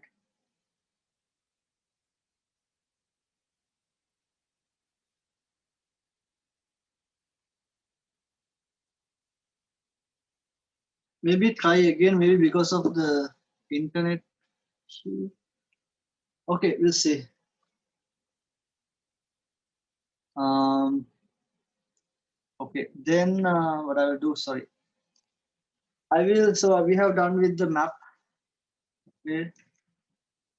We have done with the first two part and the map also. So map, now it will show you based on the revenue, it will show you the bubble size will get changed. Okay. Now we will move on to the third part, and before that we will move on to this date. Okay, so Now, currently we don't have a date selection. So what I will do is I will go to date and I will drag and drop just here. So it will, by default, it will create a table, but you can click on this slicer, okay, this one, and convert this into a, what do you call, a slicer. But here, there are few options. Okay, I will take this only the date value. Okay, instead of hierarchy, I'll just take the date value. Okay, currently earlier it was showing the hierarchy. I will do it again, guys. Sorry. So I will just create a one slicer. Okay, I'm going to create this date slicer now. I'll just drag and drop date into here. Okay, then you will see this kind of slicer. From here, when you click on the small drop down, okay, you will get more options like between, before, after. So I will use this relative date. Okay, using this, you can select a relative date. We can select, maybe I will select years. Okay, last 1 year, or maybe last 10 years if you want to analyze. But this relative filter will work from today. Okay, so, or else you can just add the dates filter here. So you can do as per your requirement. You can just add a drop down for the date and for the month, year separated like that also. I'll select this one and I will always use the formatting. I will remove the background color because I always want to. I will remove the header as well. Always I want to get the background color and I will change it to the data colors. I will change it to what? Background, title, data, date range is okay. Numeric inputs, I will change it to white. Okay. And background color is nothing. So now when you select the days, last 10 years, it says 2011 January to 2020 December, you are selecting date. Okay, now you see all the data. And then I will try to, okay, then I will try to create the revenue by year and the manufacturer. Okay.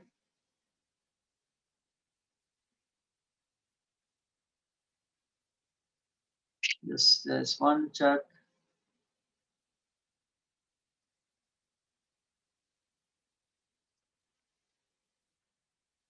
Okay.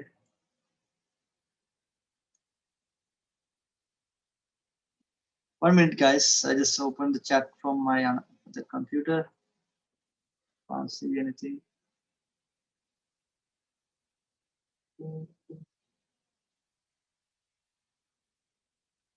Yeah, a lot of everyone says Telegram link is not working. I will send you one more link. Okay, just give me. It's supposed to work.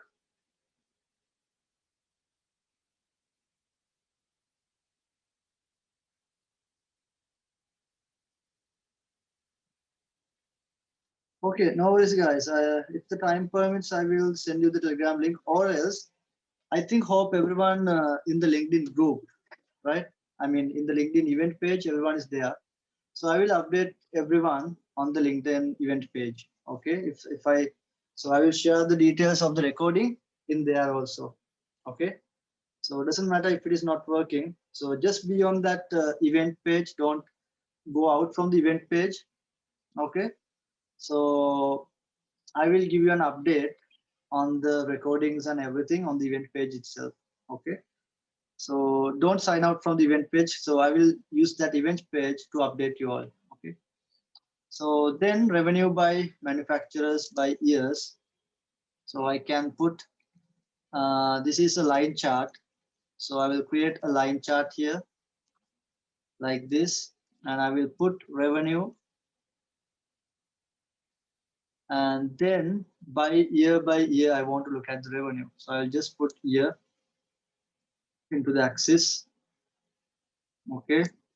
But instead of just year, I will put the drill down Okay, so I can drill. I will put the hierarchy, so I can drill into different years. And then this one line, it's showing me all the revenue. Okay. Now, if you want to split the revenue by manufacturers, I will put a legend. So I will put a manufacturer's name here. So it will show me the different manufacturers. So it will not show you all the manufacturers, because what we have done, we have created a report level filter, right?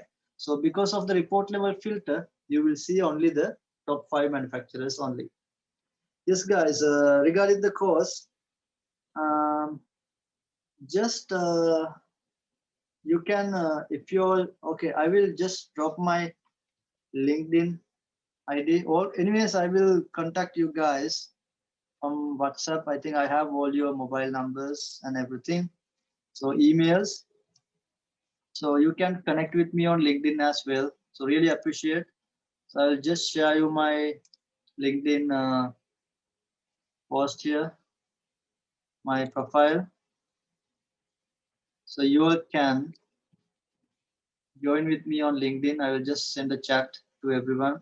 So just click on this and you will be taking me to my LinkedIn profile. From there, yes. So from there you can connect with me. You can ask any questions. So and we'll be in touch. Okay. And this one, it shows you the revenue by each year, okay, and by manufacturer. And if you want to add, so there is this. If you want to add the data labels, it's pretty easy. Currently, it doesn't show you any numbers here. So you can go to the formatting and you have the data colors, data labels. You can just switch on the data labels. Okay. And guys, as a best practice, always try to keep, one number format. Like if you are showing your numbers in millions in your report, always show it in the millions. Okay. Don't show revenue in billions and cost in millions. So always try to use one display unit like millions or billions or whatever the number format. So I think maybe yes.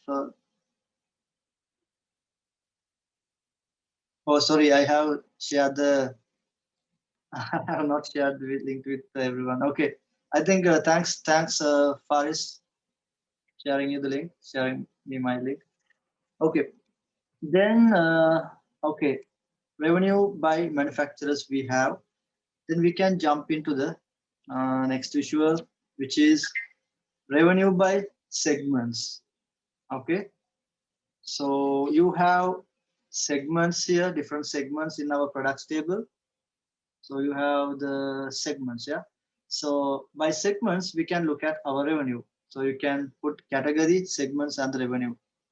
So what I will do is I will put again revenue here, and then I will put category, product category. Where is product category? It's coming from the products table. I will close my LinkedIn now. I'm getting messages now. So I will reply later. I'll just close it. Okay, so revenue by segment and category. Sorry. Category, where's my product category? This one, axis, and by segment. Okay. And this I will change it to a scatter chart, or else, yeah, category segment revenue percentage growth.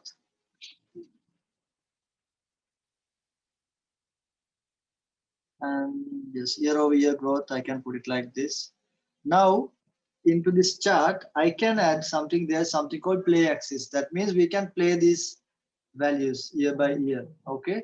What you can do is if you add year to the play axis, what will happen? So your report, when you click on play, it will get changed year by year. I think you may have seen these kind of charts in the internet, right? In the social medias, you have seen. So when you see like these numbers, how the numbers are changing.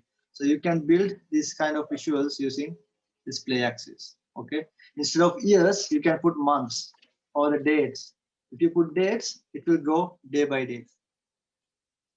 Okay, so first chart is almost done, I think. Okay, I'll just repeat it. I did a little bit quickly, I know. So what we did was, so this is a clustered column chart, and you guys, you can change the titles accordingly as you require. And here I have put the category and the segments. Okay, segments, and in the x-axis I have put the revenue. In the y-axis I have put the revenue growth rate or this percentage. Then can you see in the scatter plot chart, we have something called play axis.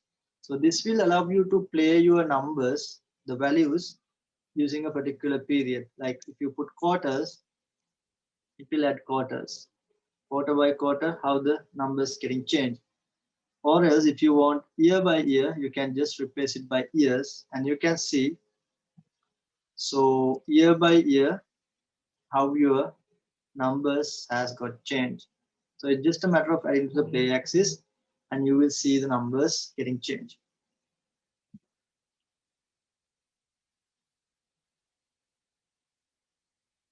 Yes, thank you, Tushar. Thank you for sharing the Telegram link.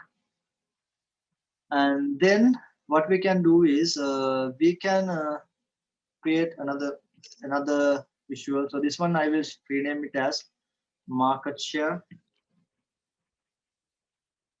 Market share. And then I can create another page. So I think this one is almost done. So hopefully, yes, we have added everything. So now we can move on to the manufacturer analysis. Okay. And here we can rename this as manufacturer analysis. Sorry, manufacturer analysis. Okay. And just like the previous example, what I do is I will import a background. So this background thing is really awesome. You can create very flashy or very appealing backgrounds, because if you try to do it with the visuals, it's really hard. Okay. So what you can do is you can create a nice background and you can add that into your report. So like this. Okay. Always by default, transparency is 100%. You can change it. Always keep it fit. And now you can add the visuals on top of your this background. Okay, so what is the structure of my second? So I have the same logos. So what I will do, I can just copy from the previous report. Okay, when I paste, it's asked me whether you want to sync. So market analysis also, I will just copy and I will put it in here. And this is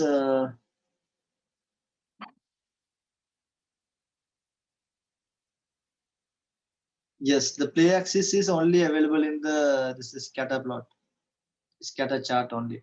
Okay, and the map I will, okay, map is okay, simple. So what you have to do is you can just click on the map visual, which you find it in here.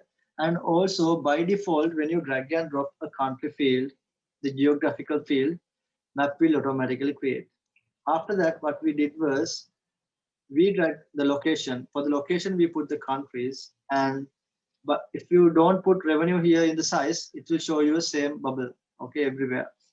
So that's why we put revenue into the size. Then it will show you the different bubble size based on the revenue amount. Okay. And for the tooltips, you can add more fields. You can add any number of fields. So I have added revenue last year. So when you hover your mouse, you can see this revenue and the revenue last year as well. Actually, you can do advanced tooltips, because when you hover, you can see a full chart here. But during today's session, we don't have enough time to show these things. But in our full training, yes, we are covering all these things. Like when you hover your mouse, you can show, okay, in this country, full analysis in a small chart. Okay. Okay. So I hope it's clear. So now I will move on to this one. This is manufacturer analysis. So I'll rename this as manufacturer analysis. Okay. Then what I have to do is just like the previous one, I will build the calendar in this one also. So I'll just take the copy of the same calendar.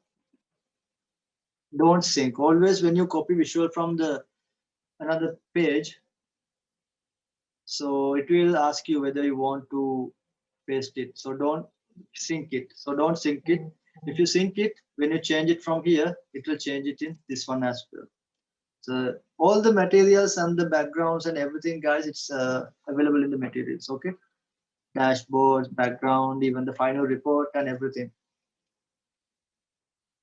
Okay, so then I will create this gauge chart. Okay, I will try to create this gauge chart, and I will show you the revenue and the revenue last year, a comparison. So I can create this gauge one. Okay, so this gauge chart you can use when you do the comparison between the target and the current value. Likewise, you can do the comparisons. Okay, let's say I want to put revenue as the value. So this is the value that I want to show. So by default, it will fill halfway and it will give you the double the number at the end here. Okay, it will fill halfway and it's taking the double of the same number in the maximum value. So that is how the basically gauge will work. But if you want now, you can add the target. Let's say currently we don't have a target, but let's say I want to compare it with the last year. So in the target value, maybe you can put last year value. So this is the last year result. So that is your target and you have achieved it. Or else you can use target or the last year value as the maximum value. Okay. Then you will see whether you have achieved it or not from the target using this gauge chart. So you can change it to, here we are using as the target. So I'll change it to target. And always this number we cannot change actually. It's always take the double of this number and it will show you like this. So revenue and last year revenue, right? You can change the name revenue and revenue last year. That's fine. And you will see this visual here. You can change the background color. Always do that because you are working with this thing, right? You are working with a background image. So in that case, always try to remove the background. And then can we see the data set of the gauge? If you want, you can do something called bookmark or else show as table. If you click on show as table, it will show you the value because in the most of the time you will see only one value, right, in the gauge. So you click on this show as table, it will show you the values. So there's a question from Ali regarding that. Okay, then I will create, these ones are not very hard, it's very straightforward. Revenue by country. Okay, so I will create a chart. I'll drag and drop revenue by, it's a bar chart, and then I will put the countries, not from the factors table. Where's my geography table? This one. Okay, so country by country revenue. I think there is some issue with the one value is not picking up, but it's okay. Always don't keep the background, remove the background. Okay, so I'll remove the background and then I'll keep it like this. You can change the titles the way you want. You can add data labels. And then if you want, so they should be in the max values and as well as the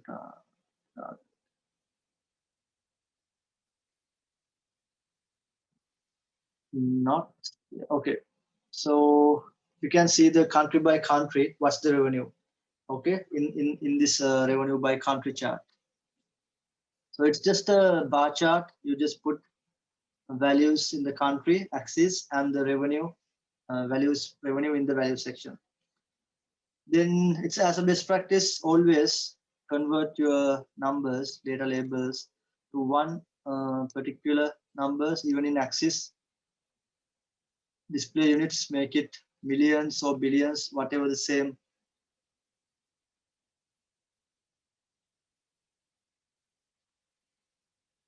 Work, okay? And then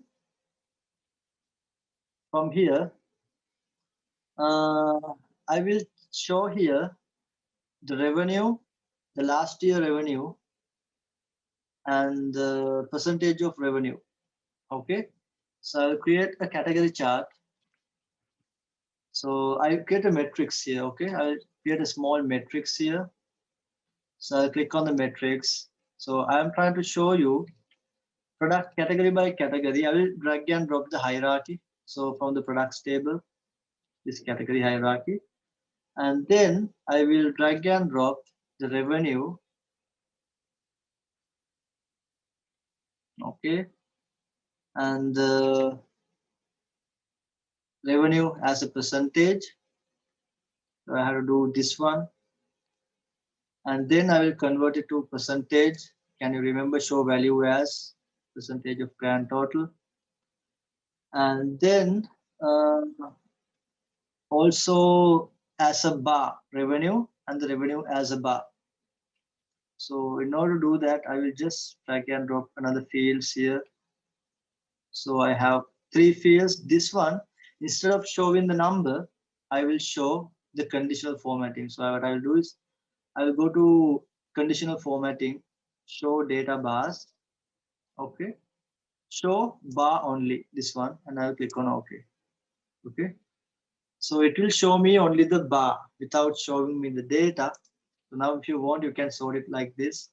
So basically, this will show you the amount, sorry, the revenue without any numbers. Okay.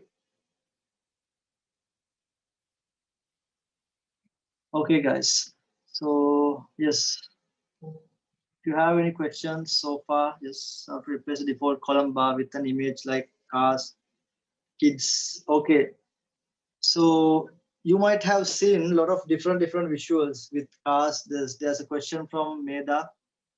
So in order to do that, actually, you can't do it from these visuals. What you have to do is you have to go to. So I will give you a small introduction about the custom visuals. So now here you can see only 37 visuals only, right, inside Power BI. But if you want to do any advanced different visuals, what you can do is click on these 3 dots. Okay, here, click on get more visuals. Okay, now when you go here, it will take you to the app source, just like you are downloading app from your iPhone or Android phone, right? You will take you to the app source. Here there are so many visuals that you can use. So as you requested, so as per the Meda's question, so this will allow you to use different functions, different visualization. So all these custom visuals, different formattings will available in here. Okay, I think this is the dot plot. I think from this one, it will help you to Meda's question. So you can just play around with these visuals. Okay, so there are a lot of custom visuals are there. Some are free, some are you need to pay something. So using these ones, you can do create advanced visuals in this way. Okay, hope it helps you, right? Okay, then finally we will see the revenue by year and the growth as a line. So in order to do that, you have to add something called combo chart in Excel. If you use Excel, you know what is the combo chart. So we have the same combo chart in Power BI as well.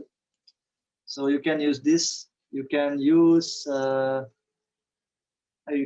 date field here, and then you can use for the column values, you can use the revenue, and for the line values, you can use the revenue percentage.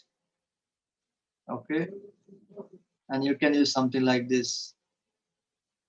You can use full table. Okay, and I will always remove the background, so it will take the background of my issue. Okay, then finally, how you can add this one. This is play axis. Okay, actually I don't have downloaded that play axis, so now I need to go to the custom visuals. Click on get more visuals. So it's a custom visual, so it's not coming from the Power BI itself. So now I need to search for that visual, play this one. Okay, so I can click on that. I need to click on add. Okay, so once I click on add, what will happen? Import custom visual. It has imported that custom visual. Can you see here? Now I can click somewhere and I can create that visual, and then I can drag and drop some date field. So I can put here into this. By default, it will show you black. Okay, but if you want to get different color, I will go to the background and I will remove the background, and you can go to the enable colors. From here, colors, show all, and you can use different colors and you can play your full report based on years. Your report will get changed, right? One by one.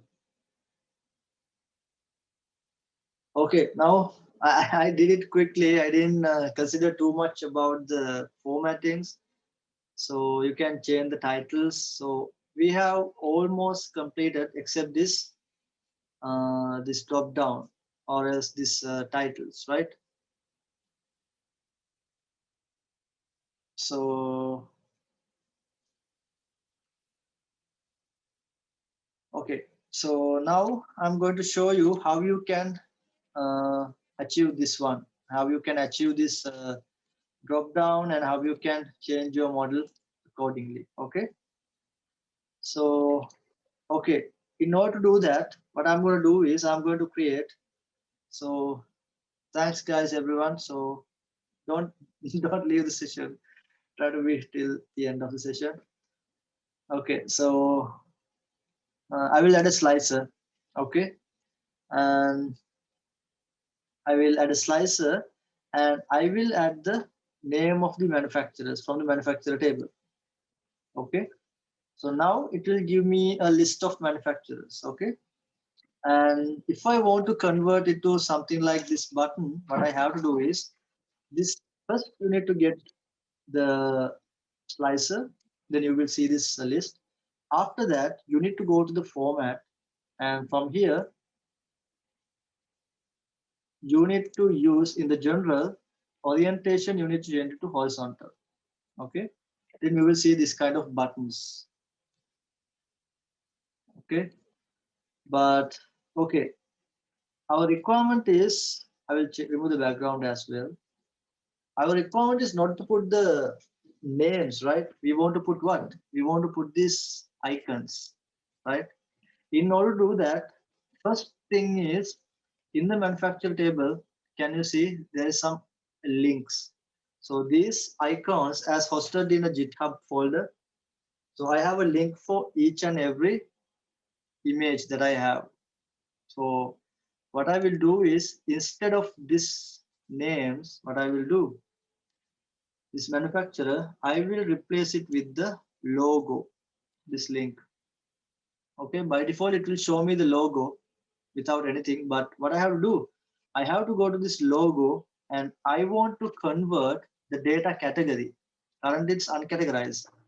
I have to change it to image URL. So if I click on image URL, Can you see? This logos will get updated with its own image. I think it's still loading. So within some time, it should get update. Why it's not getting update? Okay, I'll just drag and drop it again.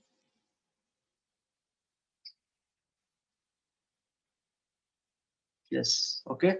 I did it again. So now my logos has been properly identified. So when I click on by default, I told you, right? In Power BI by default, when you do on any selection, by default, it's interacting with everything else. Okay. Now we will show you how you can. Okay. So in order to do this, you need to upload your image. Maybe you can upload it to your Google Drive. Okay. Or maybe OneDrive, and you need to give the URL, and that URL should be there in your table. Okay. Then only you can convert it to an image. So yes, then now we will see how to add. Yes, so the logo data, in the sense we have the URL. That means you have to update. So Krath is asking whether the logo data is already there in the base data. So logo URL we had. So in our manufacturer table, we have this URL. So this URL links to the, you can host your images in any place, maybe OneDrive, in Google Drive, and get the link and put that link into the in front of the manufacturers. Then you can use it like this. Okay, then what we're gonna do is we want to, the final thing, final touch up is we want to add these buttons. When you click on the button, it will hide and show, right? So in order to do that, so I will just minimize this. I will add those buttons. Okay, so I will click on insert image. I think I don't have these buttons. Okay, what I will do is I will add a button from here. Okay, so I have the left button only. Okay, I will try to copy it from my other. Not sure whether I can do it.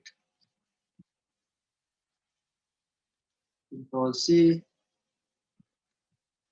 Control V. Yes, I can. So I will just copy these two buttons. So these are just images, okay? So I'll just put it in here. Okay. Now what we are going to do is something called bookmark. Okay. Using bookmarks only we have achieved this. Okay. So when you click on this button, it will show you, and when you click on this one, it will hide you. So using bookmarks, we have achieved this result. So what we need to do is, now you have a current view in your report, right? With this slicer for the manufacturer. So what you need to do is, okay, I will go to my report.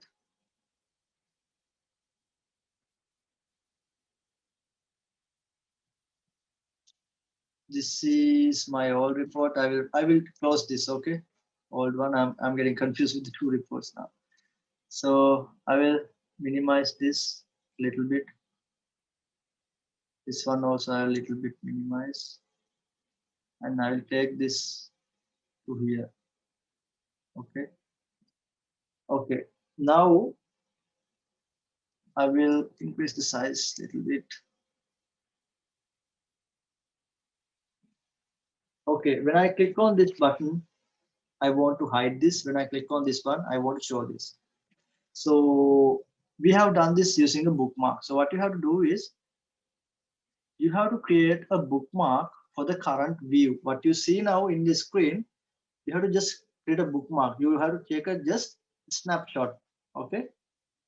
So using that snapshot or the picture. So basically we are just taking a picture. Okay. So we can do using the bookmark option. So what you do is you go to the modeling, view. Okay. Can you see there's something called bookmarks here? Okay.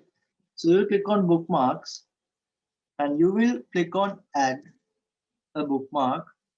Let's say I will show. Okay. I will say show. Bookmark name is show. And make sure that when you are creating bookmarks, there is an option called data. That means when you are creating the bookmark, if you have any filters, let's say you have filtered like this, okay, your model. But when you are creating that bookmark, do you want to that you want to capture that filter as well, or else ignoring any filter? That means this bookmark will work even when you change the filters as well. Okay, but I will try to show you. Now I have created some bookmark filter here, right? And now if I click on update, okay, and I will create another bookmark by hiding this. Okay, so I cannot do that because if I now click on show, so if I remove this and if I click on show, can you see when I click on show that bookmark will activate that filter also? But I don't want to do that. Okay, because different time there will be different filters. So what I want to do is when I create the bookmark, I want to remove this tick mark and then I will click on three dots and update. Now when I click on show, it will just show me this current view. Okay. So make sure to remove the tick mark in data always when you create the bookmark. So when you click on show, it will just show you this view. Then click on this one and go to selection, activate the selection and click on this icon. Okay. You are hiding this icon. Okay. Using this selection, you just hide this slicer. Now you need to create another bookmark. Remove the data, just say hide. Okay. Now what you do when you click on show, it will show you. When you click on hide, it will hide you. That's what we did, right? That's what we want to do. Let's delete the selection pane. Now, very simple. I will select on this one. When I click on this one, I want to hide. When I click on, I want to show that slices, right? So I will click on this one. I will go to action. When I click on any button, it will activate this pane and it will show me this action. Action here, I will put bookmark. I want to show. And same way, I want to see a bookmark, hide. Okay. Now it's pretty simple. You have to press Control and click here. It will hide, show, hide and show. Right. Hope it's clear. So now you can click on the buttons to change your report. And yes, that's all. That's our final product.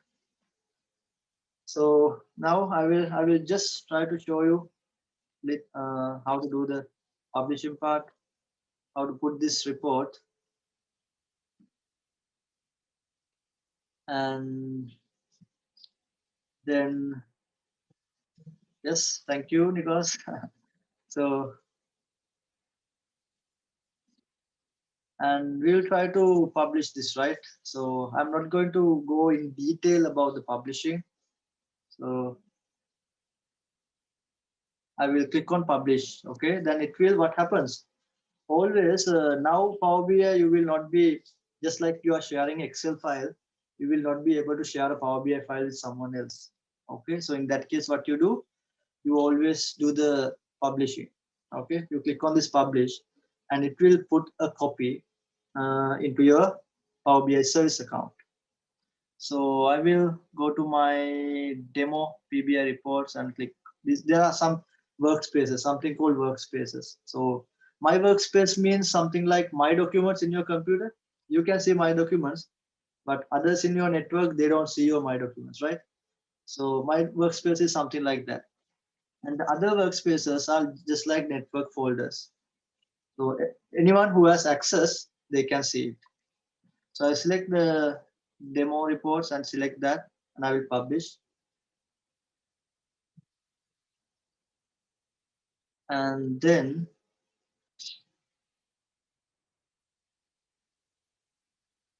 thank you guys, thank you everyone. So please try to join for my upcoming trainings also. So before we go into the publishing parts, I'll just give you again some introduction about our trainings. So this is our website. So we have multiple trainings. So we have even Excel. Okay, I told you, right? I will show you something in Excel. So even Excel, we have the Power Query features. So we have a separate training like advanced formulas, Power Query in Excel. And also if you are planning to do a financial reporting, okay, using the Power BI, so you can view this report. So this is completely built within using Power BI. So you can click on any button. You can see the P&L, balance sheet, cash flow, the revenue trends, and receivables, everything you can see, everything built from the GL level. So this will completely automate the full operation in your organization, right? Because I have done a lot of consultancy. So mainly your receivable agings and everything, you can completely automate using Power BI. And also, so since you are joined for this today's event, you will be getting a 10% discount. So you can get the training for 899 dirhams, so like $250 something. So which will cover all these things, and we'll be starting a new batch. So you can message with me on LinkedIn, or else you can chat with me on LinkedIn, or you can go to my site, and from here also you can message. And then you can connect with me from different sources are there. Also, you can join with our Telegram group as well. And okay, now we'll jump to our was the final part. So now I will show you in the service how we can handle this. Okay. So I'll jump into my Power BI service account. This one. So we just okay. Once you publish a report, it will no, brother. Certificates we are not giving. At least the main goal is to give you some knowledge. So who cares certificates, right? I mean, you can get the Microsoft certification, but here I want my main focus wanted to give some knowledge. But try to join for the courses, or the best thing is try to get the Microsoft certification. That's the best thing. So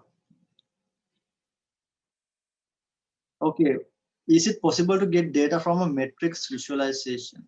Like, is it possible to add this metrics as a table in the data model? No, it's not possible. But only thing is you can export your any visual in Power BI. So Sagar is asking a question. So any visual in Power BI, you can export it, okay, into a CSV file, and you can get it as a table. So, but I'm not sure whether that's your requirement. Okay. Now, once you do the publishing, any report, it now based on the workspace that you publish, so you will see it in here. So now I have published the current report in here. So this is our current report that we worked. So here, when you want to, this is the place where you used to share your reports in any other user. You can see it. Now you don't need PowerPoints anymore. When you want to do a presentation, you can come here, click on full screen, and you can do any presentation here. If you want to hide, just hide it. If you want to show it, you can show it. You can select anything. It's highly interactive. And if you want to go to back previous sheet, you can do anything. You can play. You can select a particular country, and you can do any sort of analysis. So, and then if you want to share your reports, now you can just click on share and click on report. So you can share the report within your organization colleagues with only. So you have where you have the same email address. So you can put their email address, okay, like, and You can select the people from here and you can share the report. Maybe you can give some permission for them to edit the report or just to view. Okay. And yes, and if you want to add the integration on Teams, like if your company is using Teams, now there is some integration with the Teams as well, where you can share your reports in Teams and comment in the team itself. So there is some back-end work for that. And also now these are reports, right? These reports you can pin to a dashboard, right? That means you can click on any visual in your report and you can click on pin visual. And let's say you want to put it into a different dashboard, like getting visuals from different reports and put it in one place. And then you can create a dashboard in that case. So I'm not going to do much on this area. So I am planning to, yes, I will just share the Telegram link and I'm planning to end the session from now. But before that, I will just share the Telegram link as well. And I just request everyone, I have a small request. So I will give you the permission to show your video. I would like to see you. So I will just ask, okay. Now you can share your video. So I have shared the Telegram link as well. So if possible, just show your view. So I can take a picture of everyone and keep it. Okay, guys. So thank you for joining. So really interesting session. So a lot of people joined from a lot of different countries. So I'll increase this size. Okay. So thank you everyone. Hope, yeah. So I'm planning to end the session from here and hope to see everyone in my upcoming trainings. So you will get certificates and everyone, all the training materials from the upcoming trainings. And also I will share these recordings and the materials. So you can connect with me on LinkedIn. You can just drop a message on LinkedIn. And just, so thank you very much, guys. So I'm planning to end the session from here and hope to see you all again. Okay, thank you, and bye bye.